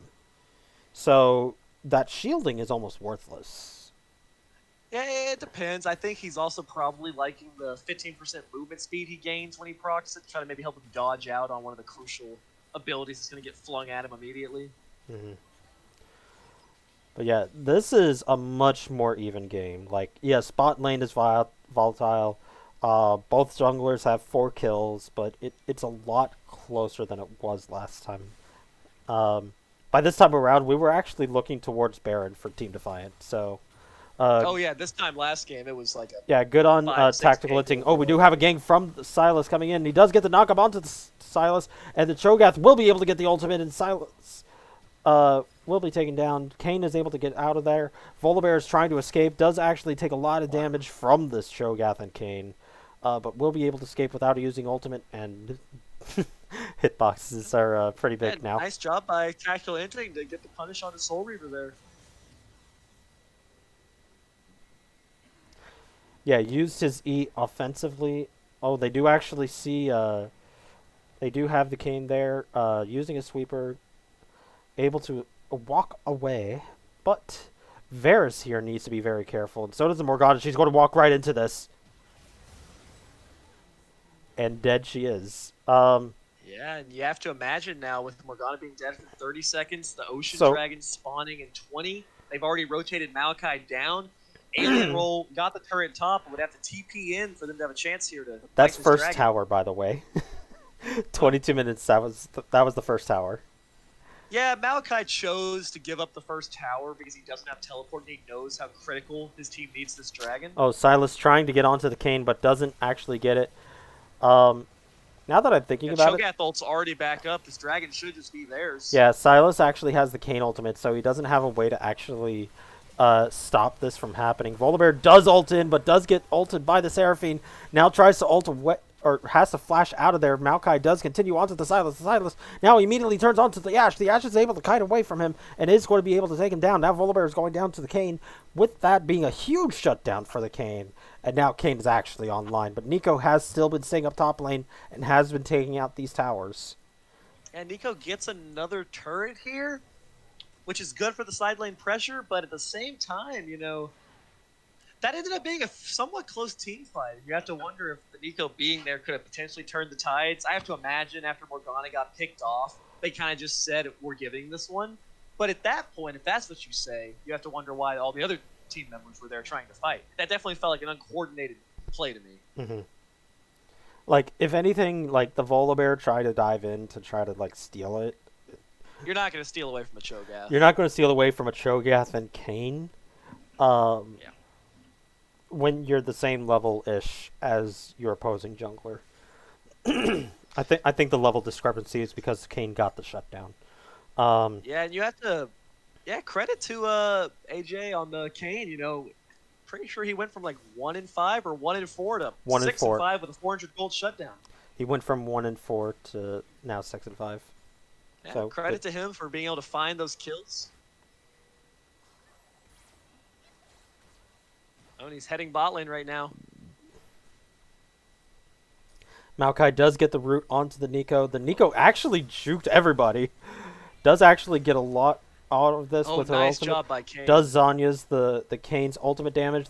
She does flash, but I don't think that's really worth it. She's probably going to die still. She's calling for somebody to help, anybody to help. Nico does actually force the flash away from the Kane. Now she only has to get away from a tank, and that's not too bad, honestly. Yeah, you'd have to wonder if she's probably waiting for a Silas TP that's never going to come, it looks like. Oh, ouch.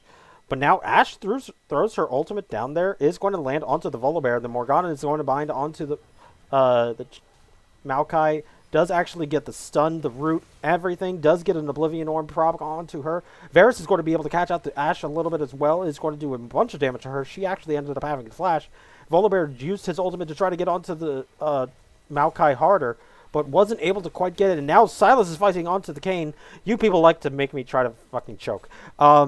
So now we do have Silas does actually get a huge amount of damage onto the Silas, but Silas is able to survive thanks to the Seraphine. Varus tries to snipe over the wall from downtown to the Kane, but is able to escape, and with that, a 2-for-0. Yeah. Ugh. This is really kind of a flip of the script from last game. Last game, the solo laners on Team Defiant, the Vel'Koz, and the Urgot were looking very strong, but this game in both lanes, it's kind of been flipped. The Silas is 1-4 right now. The Nico's 0-3, keeps getting caught out in the side lane. Great job by Tactical Inting to really bounce back after a dominant game 1. Yeah. Oh my god. Sorry for the little bit of flame there. Ooh, nice Ashe arrow, but they aren't able to really follow it up. Morgana does land a nice binding, and they aren't quite able to get that tower down. Varus needs to kind of just walk up and just take one for the team there, but doesn't choose to. They actually need to start stepping back a bit. Cho'Gath is here. Kane is just around the corner. And Kane has completed his Edge of Night, which will be a very big item for him to try to dodge out on some of that CC. So, for a couple quick things. One, Silas is just fighting a tank. Nothing's going to happen here. He doesn't have Conqueror. So, one, the reason why I say I'm choking is because I have asthma.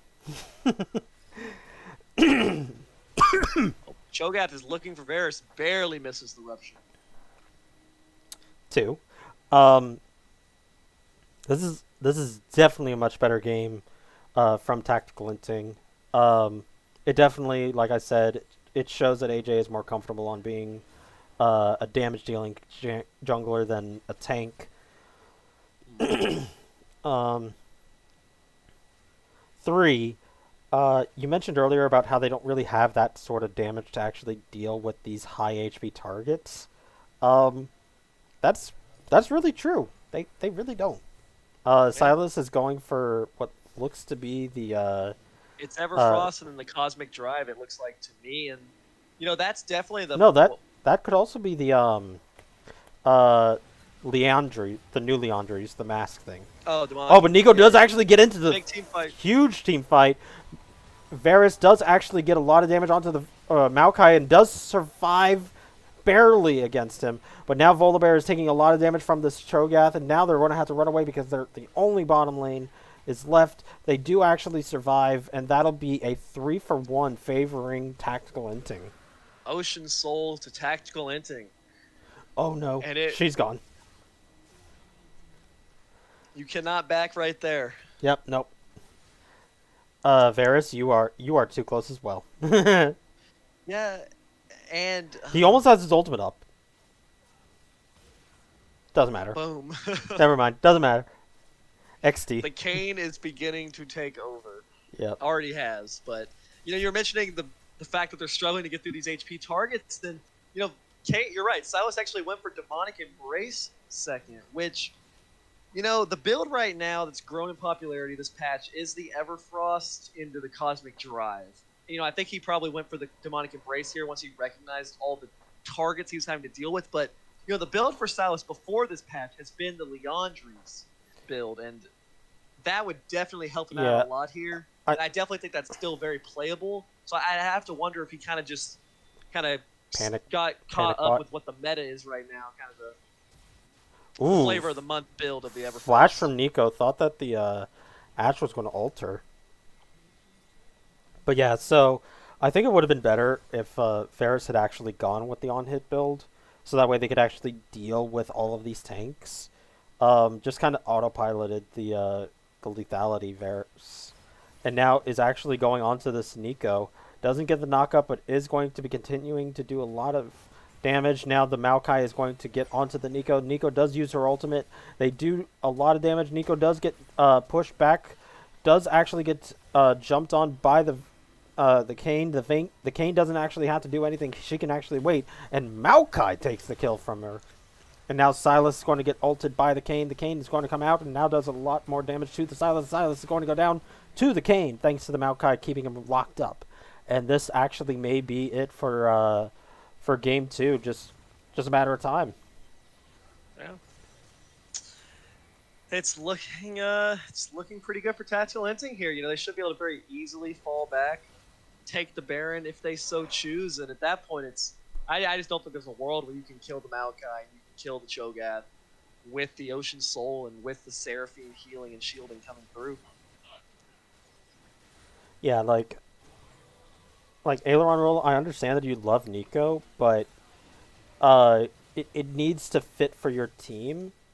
And while you could have built around it, your team did not build around it. So if you're going to be looking to build it again, the first pick of the Nico, while obviously being a comfort pick and being a strong laner, you know, I mean, Bob just showed, you know, he'll pick Maokai and just be a tank, be useful for his team. It's all he needed to do this game was be useful. And yeah, like he's down 50 CS, but it doesn't matter. Like Nico's, like she does. And I have to wonder, could you not just pick the Nico third in your draft? Maybe like giving up the Seraphine as well. I think has been pretty critical this game. Like, the Seraphine ultimates with the Ashe, like the dominance of that lane was so big. Yeah, they've been denying a lot for Tactical's bottom lane, or for Defiant's bottom lane. Yeah, and furthermore, you know, you saw Soul Reaver with the counter pick of the Vel'Koz the previous game dominated. This game, having to blind pick the Silas, kind of on the other end of that. You know, he's kind of getting not having the best game this time around. So you have to wonder, was really switching sides the right choice? And I don't want to call this one completely over yet, but it's definitely looking like tackling. Here comes. This one out. Oh Jesus! Yeah, this is probably yeah. That. Oh right, God. I'll call it now. I'll call it. Yeah, no, I'll call it. I'll call it now. So. Oh, a lot of damage. Seraphine does get that happen.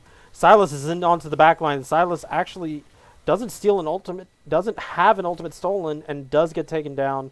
Now it's just Nico, and she's going to be going down thanks to Maokai rooting her up and getting enough healing thanks to Spirit Visage and Ocean Drake. That's an ace. Yeah, 15 seconds for Varus and Morgana, so this is going to be a wrapped up game, I think. Yeah, and as we look towards game 3, the final game of the series, to see who's going to advance, whose season ends, whose season keeps going. You know, both teams with a pretty dominant game. I'm excited to see how Team Defiant can bounce back here and how Tactical continue with their with what they found, their success in this game. Game died, so let's just go ahead and go to the post-game lobby and see what these stats look like. Varus did do a lot of damage, but it really was into like super heavy tanks, so it really didn't do as much effective damage as you would think. Yeah. Maokai damage is actually pretty high, I'm not going to lie. That's actually pretty good for him. But, alright, we're going to take a short break. I need to get some water. Stop killing my throat, people. I will be back. I will be right back with my co-host. Perfect.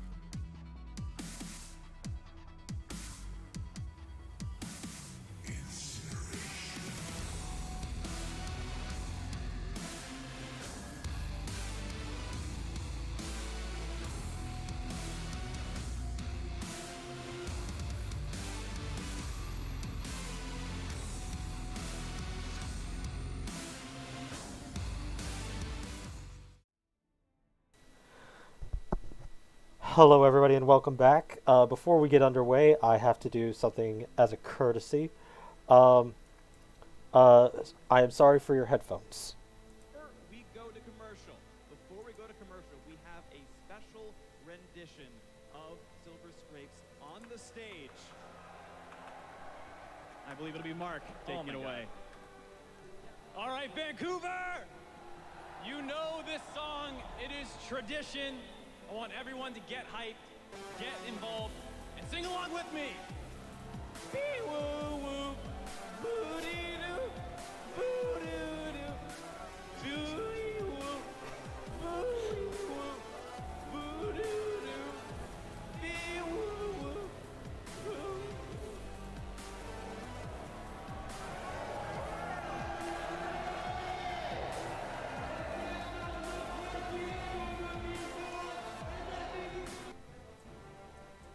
Alright, you got your silver scrapes. Be happy. Alright, so we are going to be getting into the draft in just a couple of minutes. Just waiting for the last couple of people to get into this.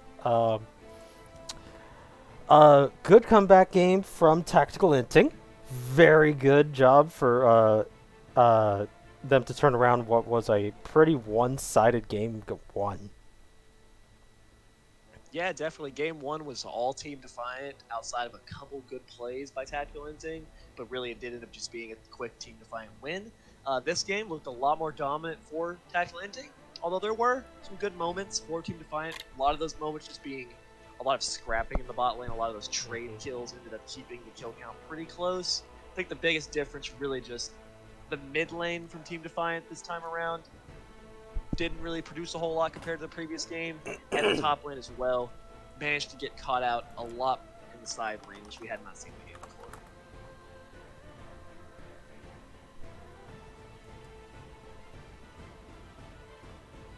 You know, critically, Tactical Inting chose to go back to the blue side, despite the fact that both games have been won by the team on red side. You know, personally, I value red side quite a bit. I think that last pick is huge, and considering the first picks this time around have been Nico and Cho'Gath, which neither of which looked very good in the game they got first picked, I'm curious to see, you know, why did they go back to it? Is there a reason, or is it just because they felt like they need to? I want them to prove to me that it's the right choice when they looked so dominant on red side of the game before. Bans looking pretty similar to the second draft. And Caitlyn, yep, looks like it's going to be the same bans from the second draft in which Tactical Inting was able to get draft advantage. But, ooh, Team Defiant drops Zyra and bans Kayn.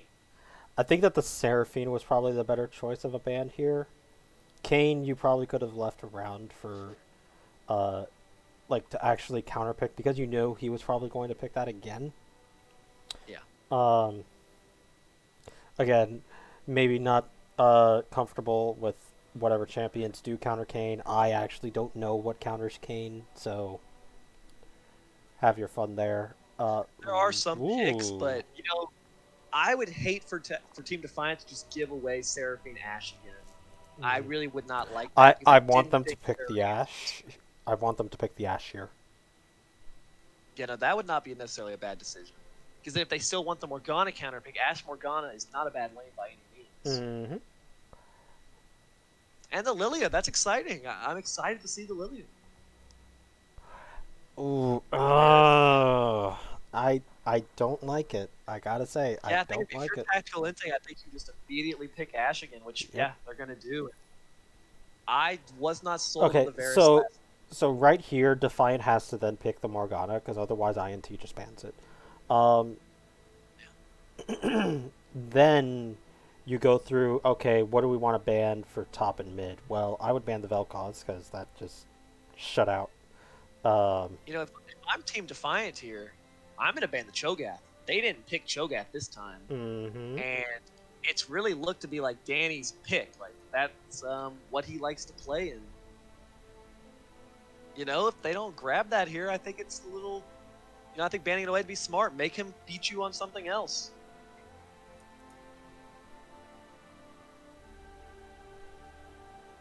The Kha'Zix is an interesting pick as well. You know, you said he likes his carry picks. They banned the Kayn. All right, go to the. Yeah, He didn't go for a set 20 this time around. He went for the carry. He went for the causes. yeah. So I think that Defiant messed up their the third ban. I think that they should have banned the Seraphine. Yeah, Cho'Gath, I would have Vel'Koz liked bans. Yep, everything's going as what we believe. It's just a matter of what are the final picks are actually going to be for Yeah, everybody. and I here. will say, I'm not going to just say the Varus pick is a complete mistake because part of the problem was the fact that it could not get through the beef, and they've banned Cho'Gath and they've banned Malachi. I mean, there's still tanks that can be Yeah, played. like on Scion is a good but super at the same tank. time, if INT doesn't end up picking those characters, it's looking a little bit better for Team Defiant this time around. But one of their solo lanes is about to have to blind pick here. Who do you want to see blind pick? Alien Roll or Soul Reaver? I think Aileron Roll would be better for blind pick, because you know that INT they want to pick like this bruiser or tank top laner. They're not going to be looking for like a hard carry type of champion like a Camille or Riven probably. So I would say it was an orange band. The last band that did not go through was an orange band, just so everyone knows. the last one was an Ornn ban. Yeah. So yeah. Here I think that you pick Scion. Scion's just fine. I like that. It denies INT. That pick of such a meaty tank would make it hard for the Varus to poke through. And it gives him a comfort pick. I've seen Alien Roll play the Scion many times. He manages to find a lot of really good ultimates. And when you have the Seraphine and the Ashe, that's a way to reach them that they didn't have in the previous game. So from here, really the next best tank that's left is Shen. For top lane at least. Galio, solid mid lane tank, but well now they got it. You could go carry here top lane now that you have the Galio. Yeah. Trundle top. So see, that's specifically a counter to Scion, just to steal his stats. That's not really that impressive of a champion. Like, let's see what Soul Reaver chooses real quickly. Echo. I don't think Echo wins Galio, so he's going to be looking to sideline. I'm a big fan of the Echo, obviously. It's my most played character, and I do like Echo into all the squish. Like, you have the Ashe, the Seraphine, the Cosmics are all champions that Echo can look to pick off. But the Galio is definitely a counter pick into the Echo itself. So Soul Reaver's going to have to play this pretty well, but he can definitely look to get impact in the later fights. And they also have the side lane threat. He can definitely push in the side lane. Yeah. I really think, I like looking at this, drafts. It really does actually feel like Defiant had like that one mind for their draft this week. Now they're just falling back to comfort champions, because like it really, the fact that you counterpicked yourself in 2 of your 3 lanes is really bad.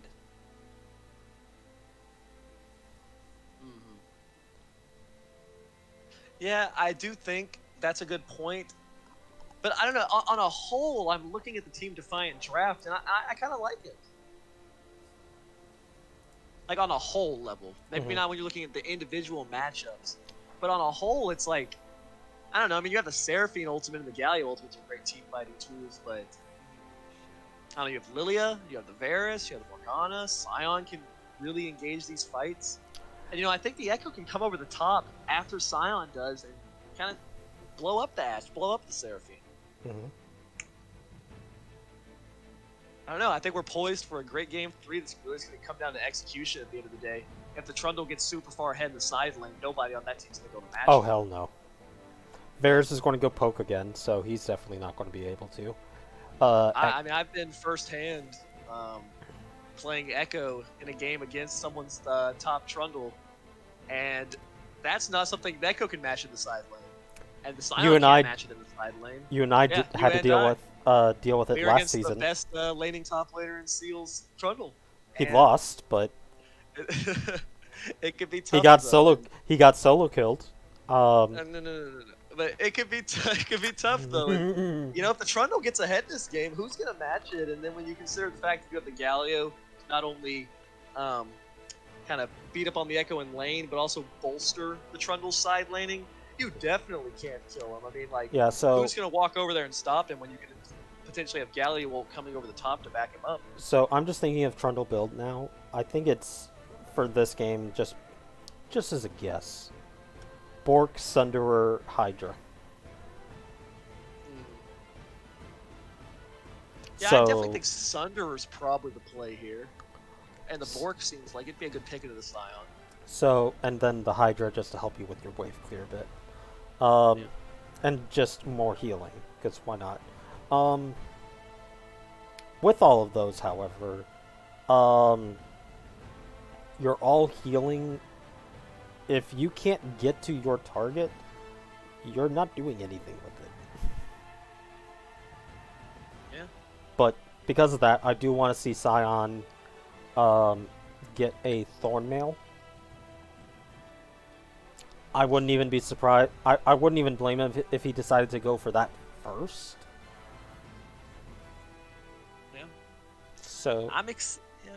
Well, what do you think about the jungle matchup? Let's shift to that. We haven't really talked about that. I mean, I don't think Lilia wants to find this Kha'Zix in a Wait. one-on-one. did they not line up properly, or?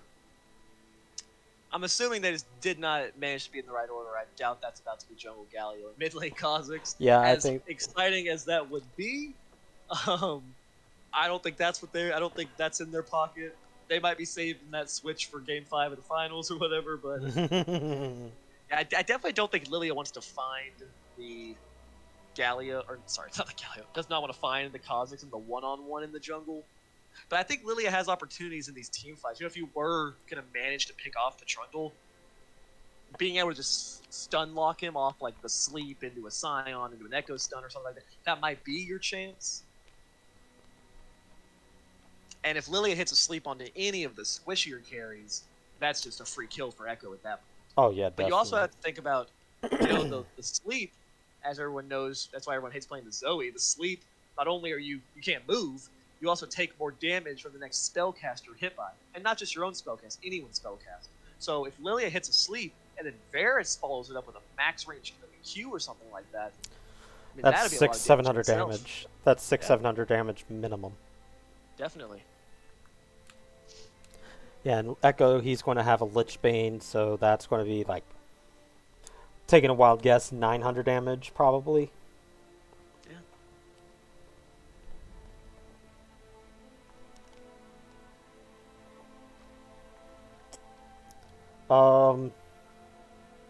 I really want to see changes for the bottom lane for both sides, because it was very sloppy from both sides last game.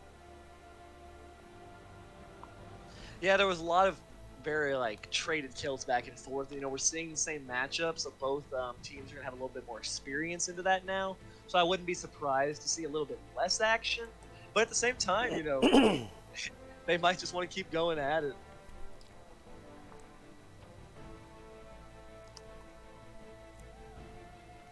And it'll be interesting to Got a see, few INT fans in the chat this time around. Oh yeah, Oh yeah, we do. heck yeah. They came to see the reverse sweep. Hey, and no matter how this turns out, we've got a hype where either Tactical Inting pulls off the reverse sweep to keep their playoffs hopes alive, or Team Defiant gets their 4th win of the season So and continues the miracle run. I would like to say though, I do like that.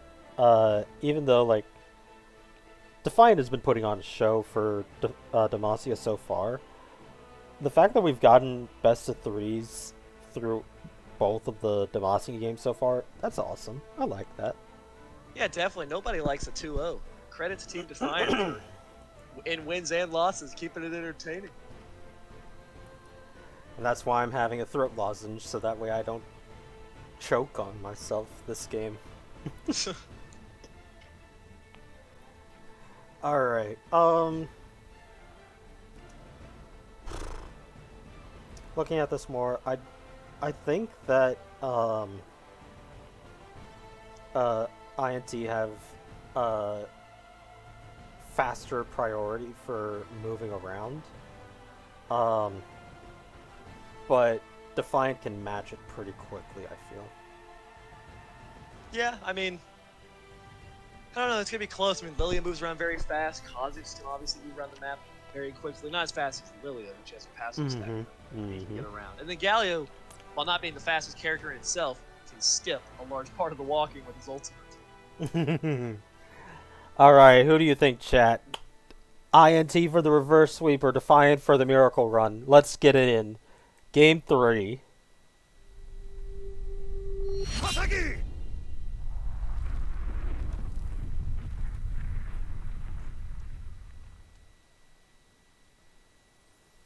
Alright, looking at everybody's skins. Still have a few poor people, but that's okay. I graduated from college, I get it.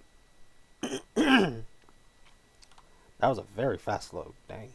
It was. Getting even faster every game. Alright, 10 seconds. We'll just wait for that.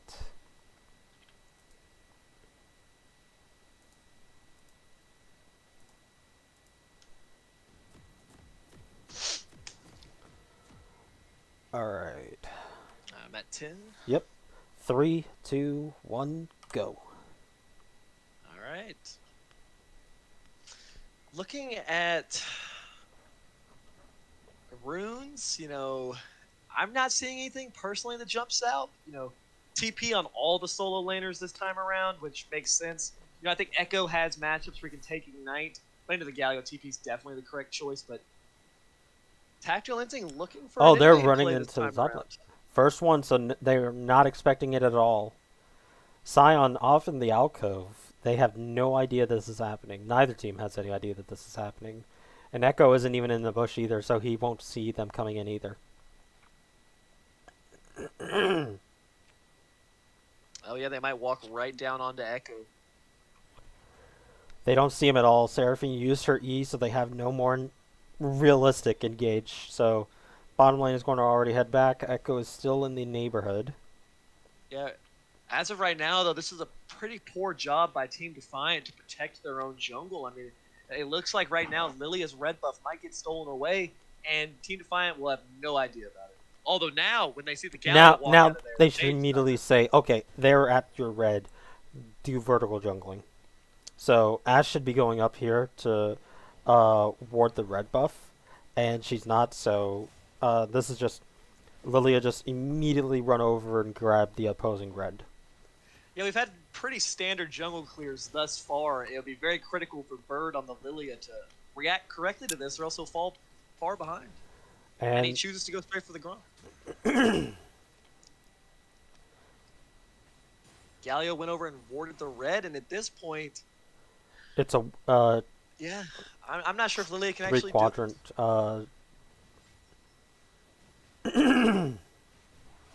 Ooh, aileron roll losing out on that trade big time. Press the attack, pretty good for top lane Trundle. Definitely.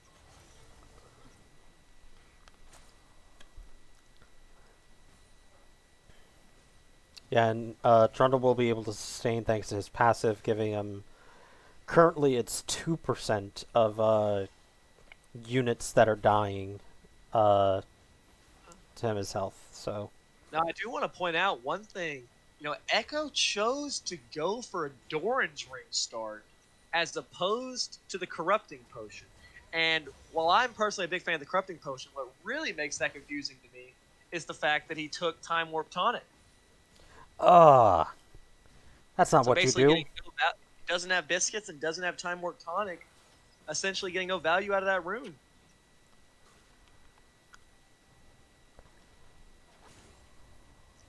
Has been quiet since we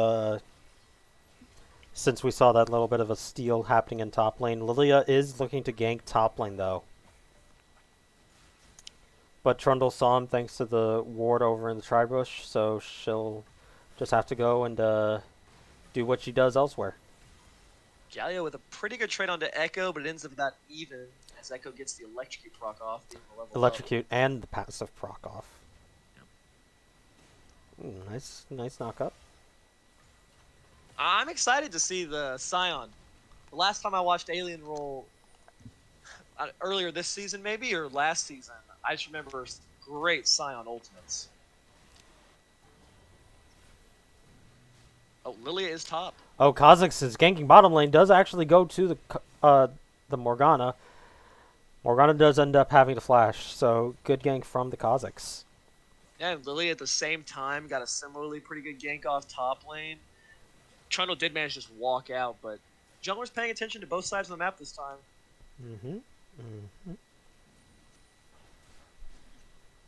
Morgana just sitting on a ward, unfortunately, but I think she'll be just fine.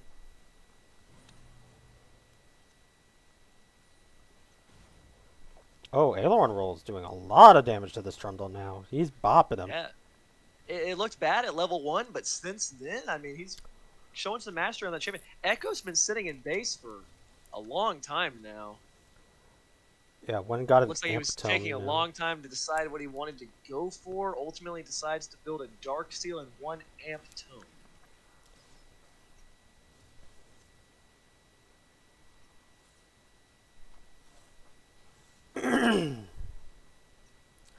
Things considered much more quiet laning phase so far. It's nice. I like it. Keep doing this shit. Giving Ant some time to rest. Yeah. Gives me time for later because they promise. Personally, I just want nothing but nonstop action. Yeah. One thing to note though is both the previous games we saw an early dragon take. Lilia's hanging around there like she might want to. They do actually have a ward in the pit, so they see this happening. So both mid and bot converging onto this. Ooh, yeah, I think this is actually a little risky by the side of Team Defiant. Their bot lane is not. Well, now they're moving over, but Galio could look for an engage here. Lilia is dropping down low. Does get a nice flash off her, and the Echo is also getting out. Galio does do a taunt onto 2. Ash is trying to keep them all going, and Echo steals the first blood, with Trundle also taking out Sion in the top lane, and now they're trying to survive this. Dragon took out Galio, gave a kill to Varus. Now Jungle and AD are trying to fight this Ash. 3 for 2, favoring Tactical Inting on this one. Yeah, the top lane kill. Oh, we got a TP coming in deep from the Echo. He's going to look for this Ashe, I think. Sion ulting in top lane just to get back to lane faster. Echo has clear... Ashe doesn't see this, I think. Yeah, she does. She does not have heal or ult or flash, so she is going to go down to this Echo. Good kill by the Echo. Good use of the teleport. And, he already... That's 3 stacks on the Darksteel. He got the Hextech Alternator. He traded his life, but he got it through getting a first blood. When you're playing a character like Echo, I think that's generally worth a lot of the time getting that first blood kill. And ultimately, it's going to give him the dragon. So, that TP on the back half of that play ends up kind of swinging in the favor of Team Defiant. Kha'Zix up in the top lane again steals the red buff from Lilia. Now, it's good that he's stealing it, but it doesn't really hurt Lilia as bad as you would think, since she doesn't really actually auto-attack that often. She mostly uses her Q. I think right now it's mostly just the fact she's been denied a main buff twice. Just for that's what gold. I want to point out, so Alien Roll went for the Executioner's yes, he did. His first item here. It's still a tank Scion though, right? Like, yeah. He's not going to go to DD. No, he bought that specifically for the Trundle. Yeah, because so early Bramble Vest does almost nothing to Trundle, since he has to attack you in order for it to proc, and he can just not attack you, and then ult, and then get back the full passive. Oh, but nice knock up onto them. Stun onto the Trundle, but I don't know if they're able to burst him. Then the Galio. Echo does have ultimate, but he doesn't have the mana for it. He's trying to chug whatever potions he can. Echo does actually get dropped by the Kha'Zix thanks to the red buff.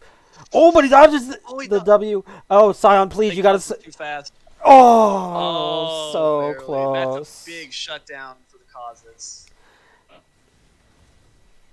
That is like the 3rd time this... Lilia's probably going to get this. I think she gets this. Oh, she missed! She missed, and the Trundle pillar stopped her. I think she still tries this. I think she still just goes for it. Yeah, I mean, I don't... Yeah. I think she might be playing that a little safe there, honestly, but... Oh man, that ends up being pretty bad. No kill, uses the Lily ultimate.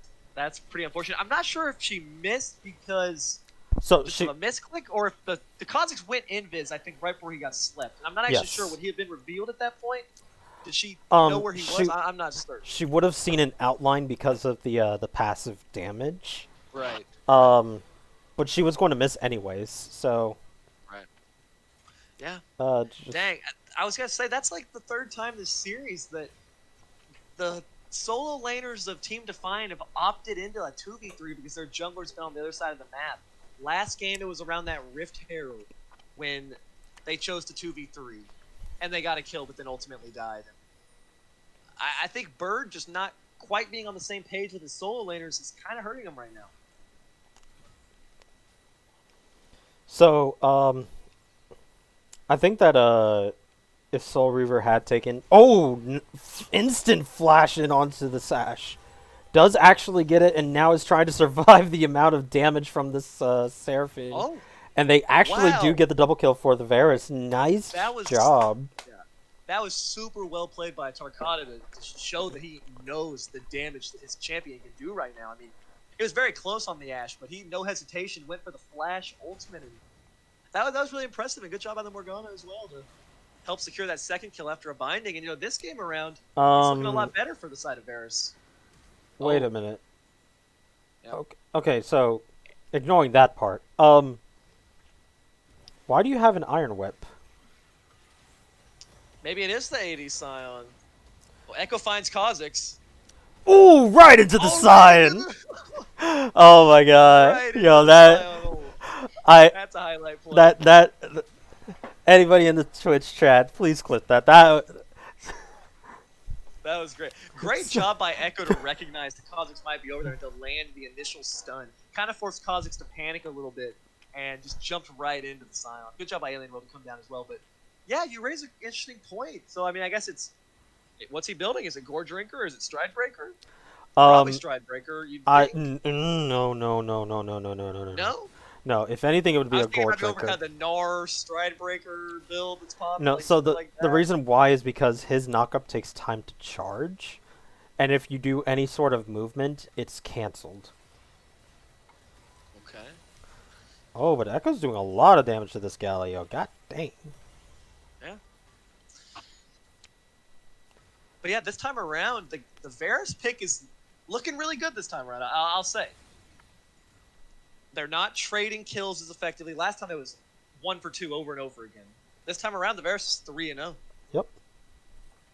So credit to him for cleaning that up a little bit and, kind of doubling down on, hey, this is the pick I want. This is the matchup I want. And Echo is currently out of mana, so he needs to back after this this push here, I think. Yeah, he should be able to very easily back right here. But Dragon is up, so they need to just clear this out. Just clear it out. We ain't got no fights happening here. Yeah. Somehow got a binding. Echo, what are you doing here? You are 0 HP. Yeah. Echo's feeling the need to stay around because his team wants to drag it, but without his teleport that's coming up, his teleport is coming up very quickly, but there's no point of him being here. He needs to just back and either run back or wait on the teleport. But Tactical Inting just chooses not to try. They have the Ashe ult, they have the Seraphine ult, they didn't want to fight it. Ooh, Echo's look. Oh, Kha'Zix is looking. They do get 2 quick kills immediately. Lilia does try to get a quick set of ultimates out, but they actually get a full ace. Huh.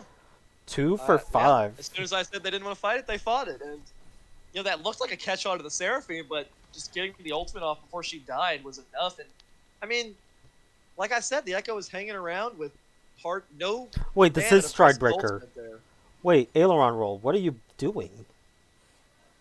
I'm excited to see. The Stride Breaker is going to be interesting. It's Stride Breaker, chose to go for the Night Harvester. I'm personally a pretty big fan of the Rocket Belt build, but there is a group that prefers the Night Harvester. So it's definitely a fair pick. I really value the ability to use the Rocket Belt active to extend the range at which you can catch up to someone with the E. It gives you a lot more opportunities to land big stuns that you otherwise wouldn't be able to get inside of. But be interested to see how he can perform with the Night Harvester. Everything else looks pretty standard. You would look to be right on that Trundle build. Went for the Borks first. And do you think maybe that's the reason Alien Roll's opting away from a tank? He's saying, if I go tank here, I'm just going to be useless because of the Trundle.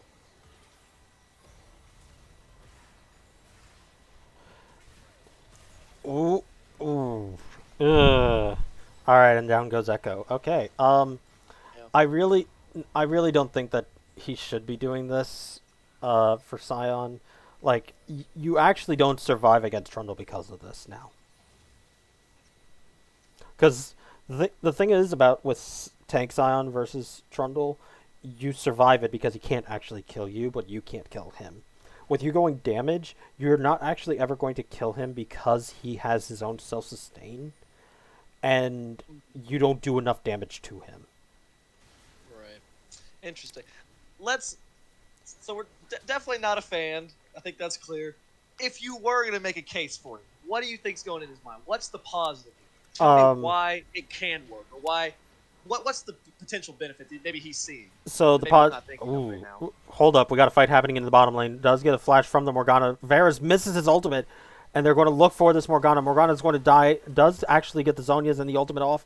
They are going to try to get her out of there, but she is slowly but surely dying to this Ashe, and does actually go up. Now Echo's trying to fight this Trundle up top lane, and does have the Sheen, but they are going to drop the first brick for mid lane for Team Defiant.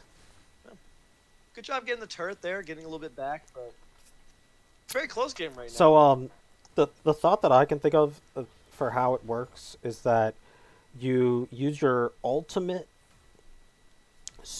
E Stridebreaker WQ and just try to blow somebody up. So maybe just really denying them the ability to get out of their queue, kind of. Yeah. Like, it would force them to have to go even further into the team. And do you really want to go further into a team that has a Lillian and a Varus in the backline? Yeah. All right, well, he just completed the Stridebreaker. I'm excited to see if he can prove, why he went for it. I'm excited to see.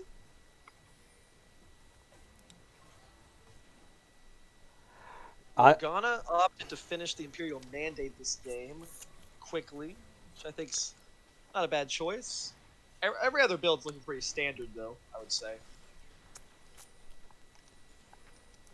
So the thing is about that, it procs off of your Q and your R, but realistically, how often are you actually going to get those?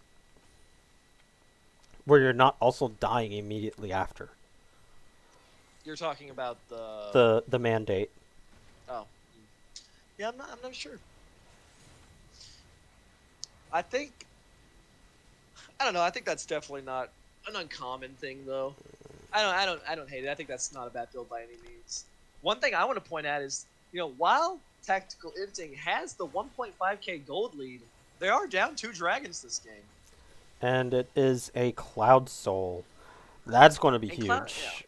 Cloud Soul, while not being as, at least in my opinion, doesn't feel as game-ending as maybe giving away an Ocean. Oof. But, Cloud's Echo with 2 Cloud Dragons and the Cloud Soul, Scion ultimate being up all the time. Really, every ultimate on their team is an extremely impactful ultimate. Really, for both sides, though, I mean, if Tactical Inting starts winning these team fights, they have 4 potential dragons to grab.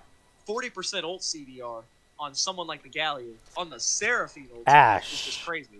Oh, Trundle is TPing in. Echo does not have TP to match. Varus having to flash over does actually get away from him, but Trundle is just charging at him. Scion is trying to take out the Seraphine, but does actually get it with the Stridebreaker. Yeah. Varus was able to escape from the Trundle, but the Trundle is still hanging around their backline. So it's still effectively a 3v4. Echo's just now backing, and without teleport, I mean, looks like Team Tactical Inting is just going to be able to grab the dragon. Mm-hmm. And that's big. It denies, it delays the potential soul for Team Defiant for even longer. Yeah, for another 5 extra minutes. So that's longer time for Ashe to get her Hurricane and Trundle to get his Mythic. I think he might Yeah, actually be I going think for what is it? The uh Righteous Glory item. yeah, Chem I tank. want to see Soul Reaver try to manage his teleport a little bit better this time around because he used that first or like the teleport after that first dragon where he TP'd behind and got that kill that ultimately gave him the dragon. But because he did that, since then, both times his teleport has been a little bit delayed before the dragon start. Yeah, this is where you need the Scion to be able to actually deal with Trundle, because nobody else is really going to be able to. Echo cannot fight the Trundle at all right now, and really won't be able to at the rate the game's going. Mm-hmm. So that's why you really need to get him involved. Like him being in the side lane there, wasn't able to get a turret. Ended Was up just selling able. I mean, he his. does have a farm lead on the Galio, but Galio's Galio. Galio will be useful from this point on. Galio's always going to have a use. He ended up But actually Echo's selling really his got to get Dark involved Steel. in these next team fights. Yeah, he did. I'd have to assume he sold that. Oh no, just Morgana's gone. Yep. Doesn't have Zanya's yet. Yeah, I'd have to imagine he sold. Oh Alien jeez, Roll's going in. this is big boy time. Aileron Roll does have. Stridebreaker. Good flash. All right, is down too. Yeah. Um, I think we've all been there. They flash your Scion ultimate or you barely miss, and then you just go a little bit further than you wanted. yeah, he probably should have stopped after the flash came out from the Kazakhs, but then he saw the Galio and he's like, yeah, I can get him. Oh no, Oh, that Varus Ash. damage was crazy, but Ash is going to be able to get him. Yeah, no, Varus got caught by the W from Ash. What little mana she had was enough. Yeah, he barely did not pick off the Seraphine there, but Oh, oh a sleep no. onto Trundle. I don't actually agree with this. Oh, They do get the Trundle Ignite off doesn't before really he have a ults. target to ult there, though. Like, without there being that big beef tank for Trundle to ult, he didn't get to grab all the stats there, and they actually managed to kill him pretty easily with the use of the Leandres on the Lilia. Good job by them. And Trundle's actually looking to go for more of a tank build. He's not going for the Sun. He's opting into, I would assume, a Chem ice, tank. like a Frostfire Gauntlet? No? Chem tank? I'm not sure. I mean, I think he has options, but I mean, I can see Chem Tank, but wouldn't you say Frostfire probably has a place as well? Yeah, so Really that let way him you can just stick keep on. him. Yeah. Yeah. And maybe he decided to do that when he saw that the Scion wasn't going full tanks. Maybe he's like the Sunderer wouldn't get as much value, but at the same time, the Sheen is just such a nice thing to have on Trundle.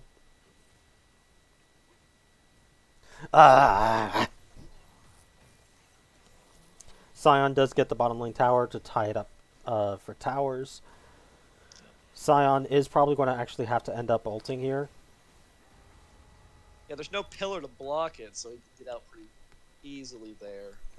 But yeah, I mean, yeah, he completed the Frostfire Gauntlet, and at this point, there really is. No one can 1v1 the Trundle on the side lane. They showed that they can collapse on it, but Echo's now Echo caught. getting collapsed on now. That should be a dead Echo. A good stun, but He's even with he's the gone. flash. Yeah. Oh, Oh, got the actually speed managed boost. to get away.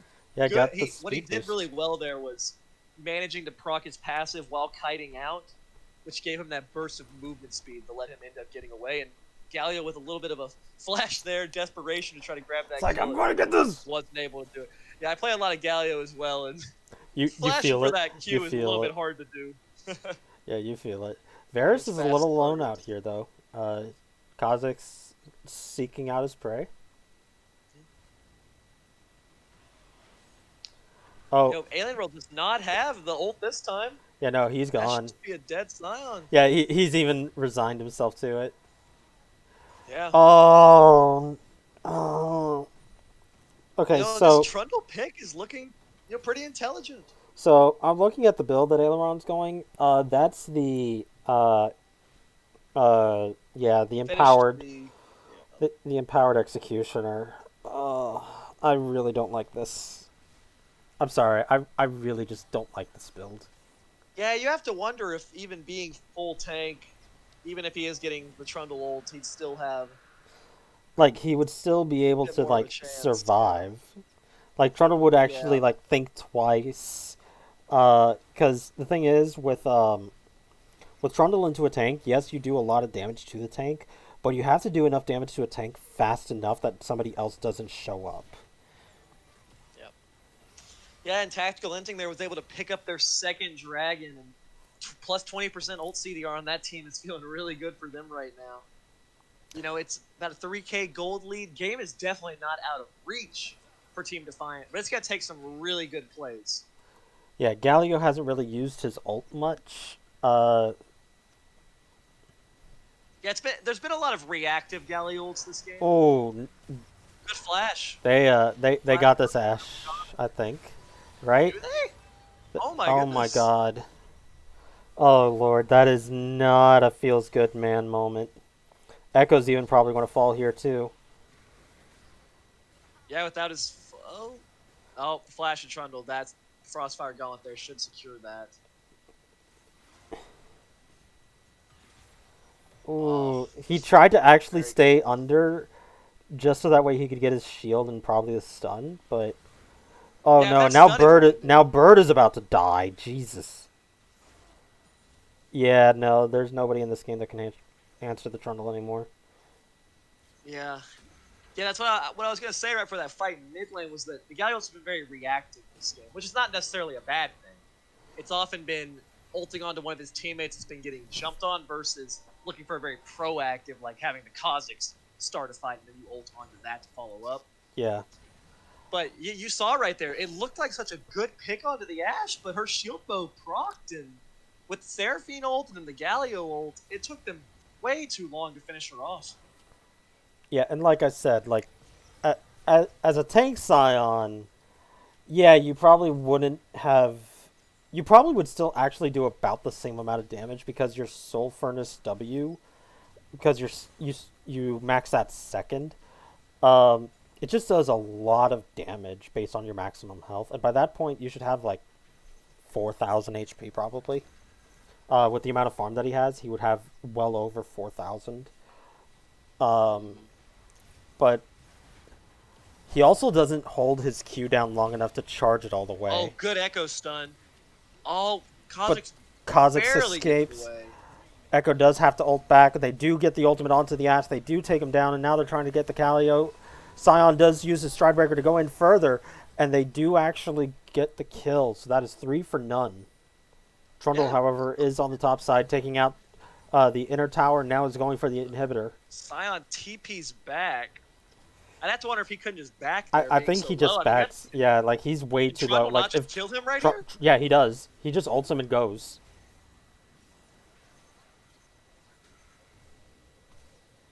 Oh, a lot of slows from Lilia.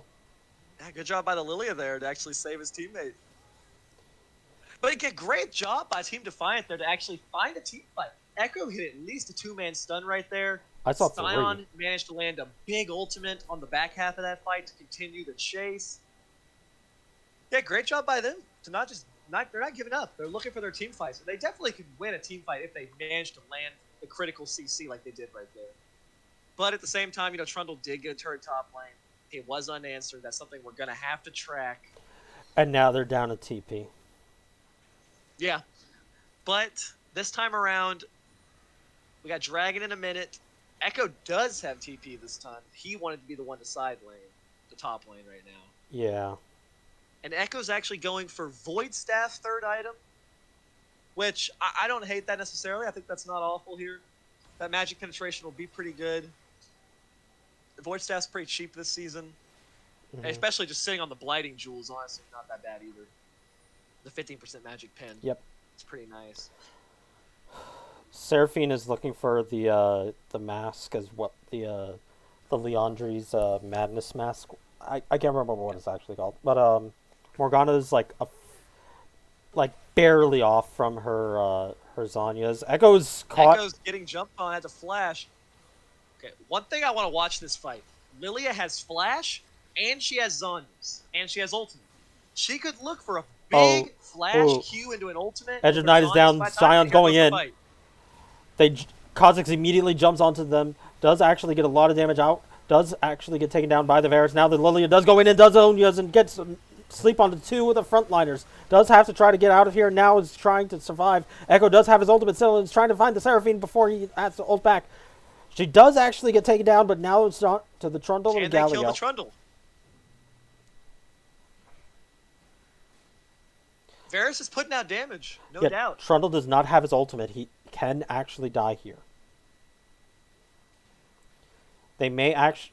I don't know if I would say that they should look for it or not. You know, Galio and Trundle both have TP. They can both back here and then TP back full health. So They're just completely backing off. To recognize, yes, Team Defiant smart to recognize that they can't do the dragon right now. Okay, so I was right about the Tiamat. I was incorrect about the type of Tiamat. Does pick up the Titanic Hydra. Wait. Lilia is coming back. Is Aileron Roll actually going for Death's Dance? Can Varus secure this? His jungler's not there. Lilia is there now. Blue got it.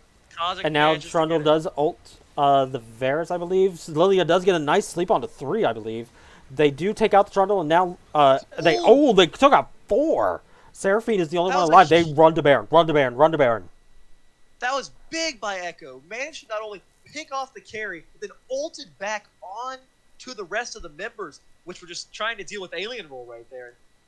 They lose the Dragon, but at what cost? If they get the Baron here, it's huge. Yeah, like now they can actually start pushing into the base. Yeah, I asked these teams for a 50-minute banger that came down to a Elder Dragon with a pentakill, and we're looking kind of on track for that at this pace. My poor vocal cords. You gotta love when Game 3, the deciding game, ends up being the closest yet of the whole series. It's really coming down to execution right now. Definitely not a one-sided 31-2 death score. Yeah, Varus is continuing to get off good poke, while Echo in these team fights is continuing to put pressure onto the Seraphine and the Ashe that didn't exist last game. And also, an Alien Roll on the Scion might be 2 and 6, but if he can keep landing ultimates onto the backline, he's useful. Also, I want to say about this. This is the first time that Defiant has had a gold lead all game. You're right. Yeah. That they are. That's the power of the Baron. I mean, and they're one dragon away from giving up Soul, but with their gold lead now, Echo's going to pick up a top turret. He can continue to split push. Echo with Baron buff and Lich Bane can take turrets extremely fast. They don't have the Trundle answering it. They finished his Void Staff. Morgana also finished her Zanya's, so they actually have good resets in fights now. Yeah, they do. This one's ultimately just going to come down to execution. I couldn't call it for either team right now. Yikes. Yeah, Echo did some damage out of the Galio there, but you're going to get taunted when you're going like that. Yeah, so now he's going to have to wait. They do actually end up taking the top lane tower, so that's good for them.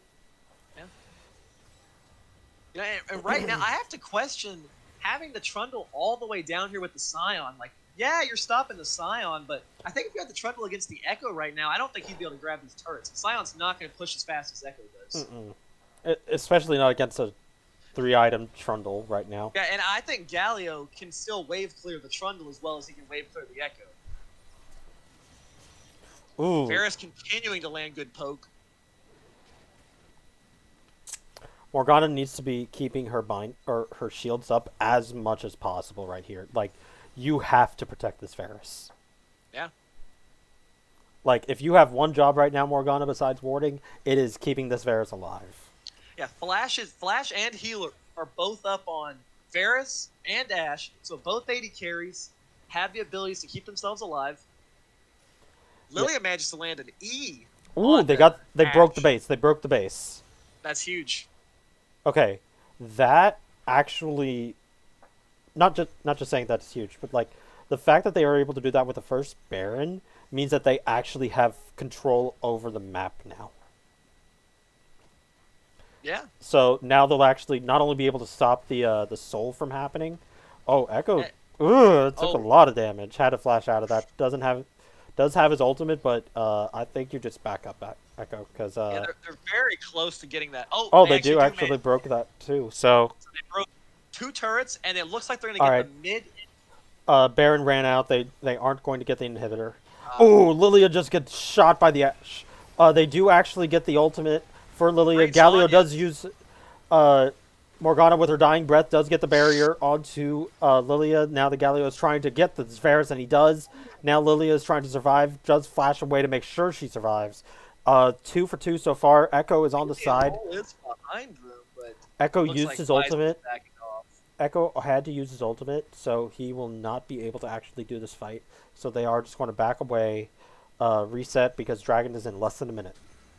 Yeah, the Echo ultimate's going to be back up plenty of time for Dragon at a 33-second cooldown right now, and that's without any Cloud Dragons. If they Oh. manage to win this and manage to get 2 of these Cloud Dragons, the Echo ult's going to be permanently up at that point. Basically, And yeah. that was big. It was a great job by the Lilia to actually Zonya's when she got initially jumped on, but Varus just positioned a little too aggressively there at the end, which got him caught out by the Galio W. I think he walked forward trying to be in range for a Q and got Galio stunned. So great job by Danny there to get a big taunt onto both backline members and actually shut down the Varus finally.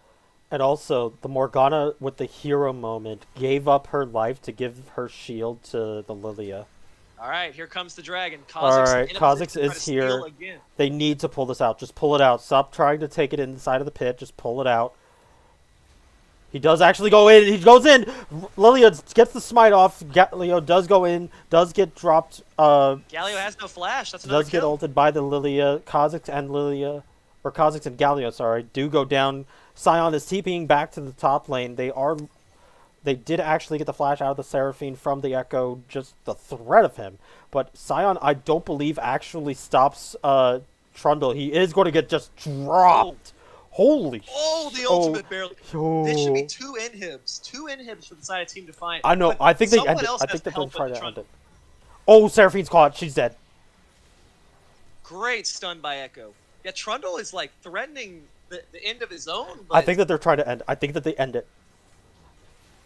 Trundle actually does He TP. canceled the TP. He can't cancel the TP. He cannot cancel it. He didn't charge it up fast enough. Echo does have his ultimate, but he has to wait just long enough. He does go on. Does actually get the E off, but he goes down to the to the Trundle, and with that, it will slow down just a little bit. 2 inhibitors down for Tactical Inting, 1 down for Defiant. Oof. We got an exciting one right here. 2 inhibitors down, 1 inhibitor down for the other team. Oh man, if Alien Roll had been managed to cancel that Trundle TP, I think that might have just been the end of the game. Because Echo with Lichbane onto those turrets was just chunking them. So he went Black Cleaver.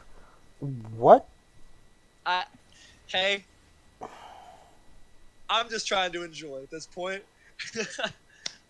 This is coming down. I mean, Baron's back up. No Dragon for 3.5 minutes. Currently the top lane is pushing in the Tactical Inting. Yeah, because their someone's minions gonna are push that out. yeah, so their minions are stronger for Defiant because they have a higher experience lead overall. Primarily, it's because of the jungle mid difference. Right. So Defiant's minions are just a little bit stronger. I think it's just like a couple of extra damage or reduced damage taken, but they are stronger, which is why they're pushing. Even though both lanes do have the super minions. Okay, this is intelligent by Echo right now. I want to point out he's choosing to push out the bot lane, which is smart, because the only person that can match him is the Trundle, and Trundle had to burn TP to get back to the base. So if Trundle answers Echo here, it's a green light for his team to go start the Baron. Yeah, especially if they send more than just the Trundle down there. I think Trundle recognizes that, and that's why they're having Galio actually be the one to go down there. Which is fine. Oh, Kha'Zix So picked up Collector. Not fall in that little trap. So Kha'Zix just picked up Collector now. That's a Interesting, trying to give that little bit of extra damage to try to finish off his carries.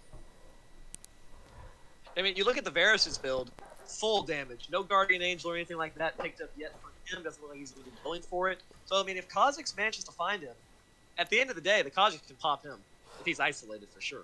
Yeah, I don't know what that last longsword is going to go to. It can be a variety of things. It could be Yeah. Hydra because it's Omnivamp now for everybody. It might be an Executioner's Calling. It could be just another lethality item. It's definitely not a GA. No, it's not GA. I'm thinking it's probably either just a Yomu's if he really wants lethality, or Edge of Night is also the possibility. Edge of Night would actually be a pretty smart buy. If you don't want to go for Guardian Angel, I think Edge of Night would be the play here. But honestly, I think the Guardian Angel would actually be a smart buy. But the Edge of Night would not be bad either. I think you have enough heal cut right now between the Morgana, the Lilia, and the Scion. I don't think he needs that necessarily. Ooh, this is smart. So Baron they Sneak? don't actually need Lilia here, but they're bringing her anyways because I guess that's fine. Yeah, blue team has no vision on this whatsoever. They have Ashe that could potentially scout it out, but they're not thinking about it right now. Oh, and Wow. Scion's next item is Sterix Gauge. That's what that next item is. I can see that. That is actually a good item for him. Great job by Team Defiant to just steal away that bear. They're trying to go on to the Echo down bottom lane. I don't think they can, but he has the Zanyas to buy time. He doesn't actually use a W, so he's got to time this correctly. Let's Flash get the is flash out. Oh! Oh! Going too deep. The baits! Oh no! That was such a good bait from Echo. I don't even think you go for the dragon right now. I think you just go push it in. I mean, I guess you can get dragon and then do that. Yeah, it doesn't take him very long to take it, but yeah, Dragon Soul, and I think they can just end it right here. You have 40-second. Well, death Echo time can now left. actually just ult back because it's just that Or low of a TP, cooldown. Yeah, I He's think going you to have clear just top lane. He's TPing down bot lane. I don't think that they can end it now. It's really, really close. If they wanted to end it, Echo needed to be down with them in their mid lane. Yeah, Oh, it's Lilia does land the bubble onto Seraphine. tactical Inting has to be careful here to not have one of their 3 members get caught. Wait a minute, wait. Look at what's happening top lane. They need to send somebody back right now. Trundle and Galio can end it if they don't send, at the very least, somebody back. Oh yeah, Trundle could potentially look for They his can own chance trying to end the game, but Varus just sniped Seraphine, completely solo killed. Oh, I didn't even notice it. Yeah, that. And Galio's chunked now too. Scion's backing to make sure that they don't even try it. They do actually. Flash Varus Q barely missed. Yeah, Scion back to the. Echo's looking. He doesn't actually get it. He does ult back. He's fine. He did get back. Varus took aggro from a tower from one. Just focus turrets. If anything, Scion should be TPing into the base right now. Scion should be TPing in right now. Oh! Scion TP'd in. This is game. And Defiant wins! Wow. What a game. Game. What a Holy series. shit. Oh my god. So holy shit. Congrats to Defiant and a really hard loss for Tactical Inting. But yeah, credit to them too. Game 2 was I love how they bounced back from game 1 and had a really dominant game 2. And this, I don't know how you could ask for much of a better game 3. Each team gets like 3 dragons, comes down to a soul fight. Inhibs are dropping everywhere. A snuck Baron, big team fight plays. Team Defiant with a little bit of a comeback even in that mid game. I don't think you could ask for a better way to end that series. Credit to both teams there. oh boy. And one thing I want to note immediately is when you check the damage charts here, Yes. I questioned the Varus pick a little bit this second game. I did, because I didn't think it looked too great the third game. I didn't think it looked too great the second game, but wow. I mean, Tarkata on the Varus the third game showed why he wanted it again and proved it. I mean, he found a solo kill onto the Seraphine in the base there at the end that really opened it up. Without Seraphine, there really was no chance to hold.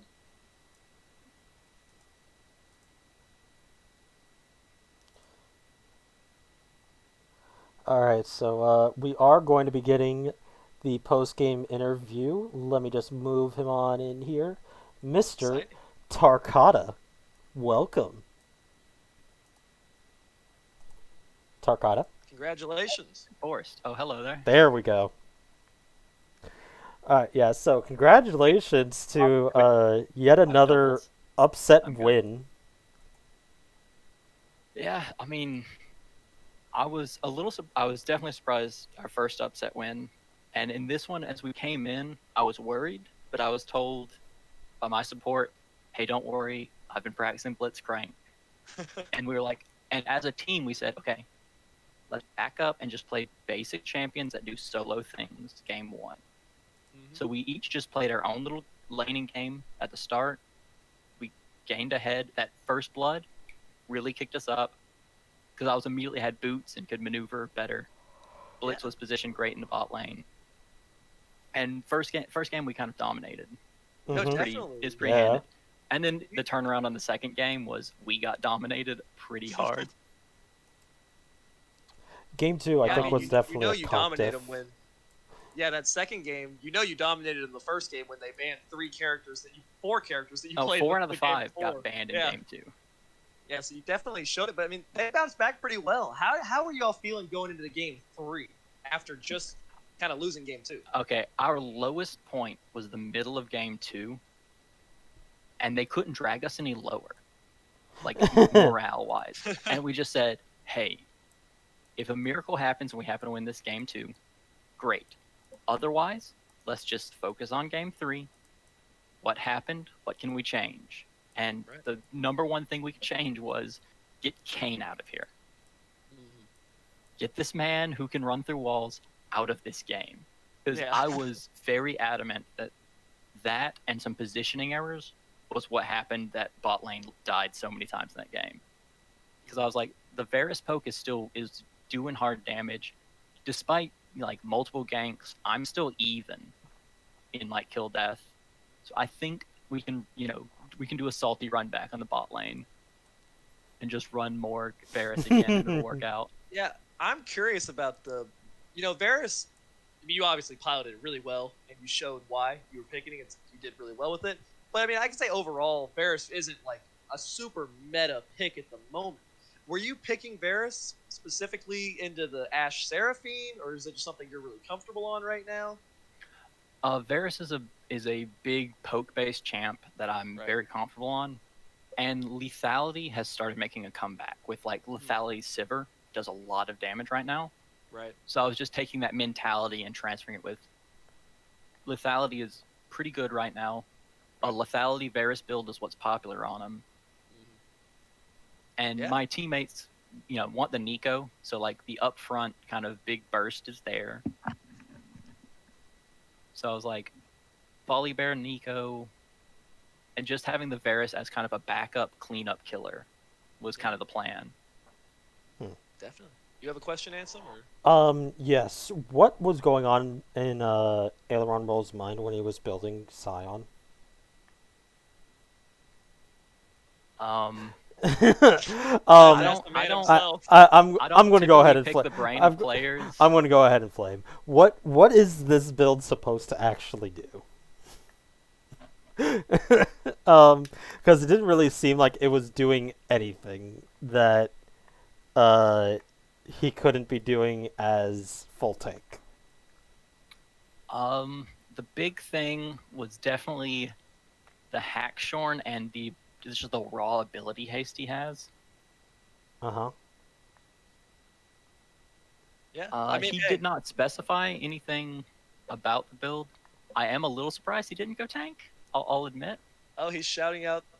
I don't know how to pronounce that. The boss. Hey, I've heard of him. And the way I see it, at the end of the day, if you get a win, you can only get criticized so hard. W to W. I want to ask you one more question. So, yes, sir. You guys got your first 2 wins last week of the season. Got 2 more wins this week, and after this series, in which you had a really dominant win, you had to face some adversity, and then you came back and fought a really hard-fought game 3, in which it came down to the wire, and you guys just pulled it out so well.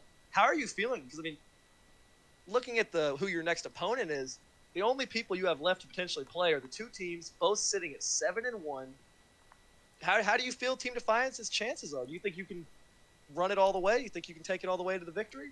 The weirdest thing is, despite not, like, at the end of the season, we kind of thought postseason was going to be a moot point, so we didn't really play all that much together. But for some reason, this game, we came together and we called everything right, and we called everything as a team. We maneuvered together. Like, I would like to give a shout out to my support, Debrew, because at the start of the season, I was incredibly worried, and he has improved tremendously from the start. Like, he's really learned a lot from playing in SEAL, and I'm happy to have him on the team. We're happy to hear that. That's what it's about. Well, I know I'm excited to see y'all's match next week. If they continue to just get more exciting and exciting, that's going to be a do not miss it for everyone out here watching. Congratulations again on the win. It's huge. And good luck with next week. You have anything else you want to say, Handsome? Yep. Also, for the game next week, I will be older, so I'm not sure how well I'll do. Oh no. Wait, hold up. How much older? 1 year. My birthday's on the 14th. No, but like, fucking smart ass. Yeah. What age will you be? I'll be 28. Oh, okay. Oh, so you're actually my age. Oh, neat. Okay. I don't think you lose the skills yet. There's quite a few people in this league that are quite a bit older than that and still rocking it. So I don't think you have to be too worried. Yep. All right, so that'll be it for tonight. Thank you, everybody, for tuning in for this absolute monster of a series. Tune in. I believe we have another set of games that are going to be casted tomorrow evening at 8:30. Kamikaze Penguins versus Team Harmony Kudon for Freljord quarterfinals. Thank you, everybody, for tuning in tonight, and stay positive in solo queue. Thank you.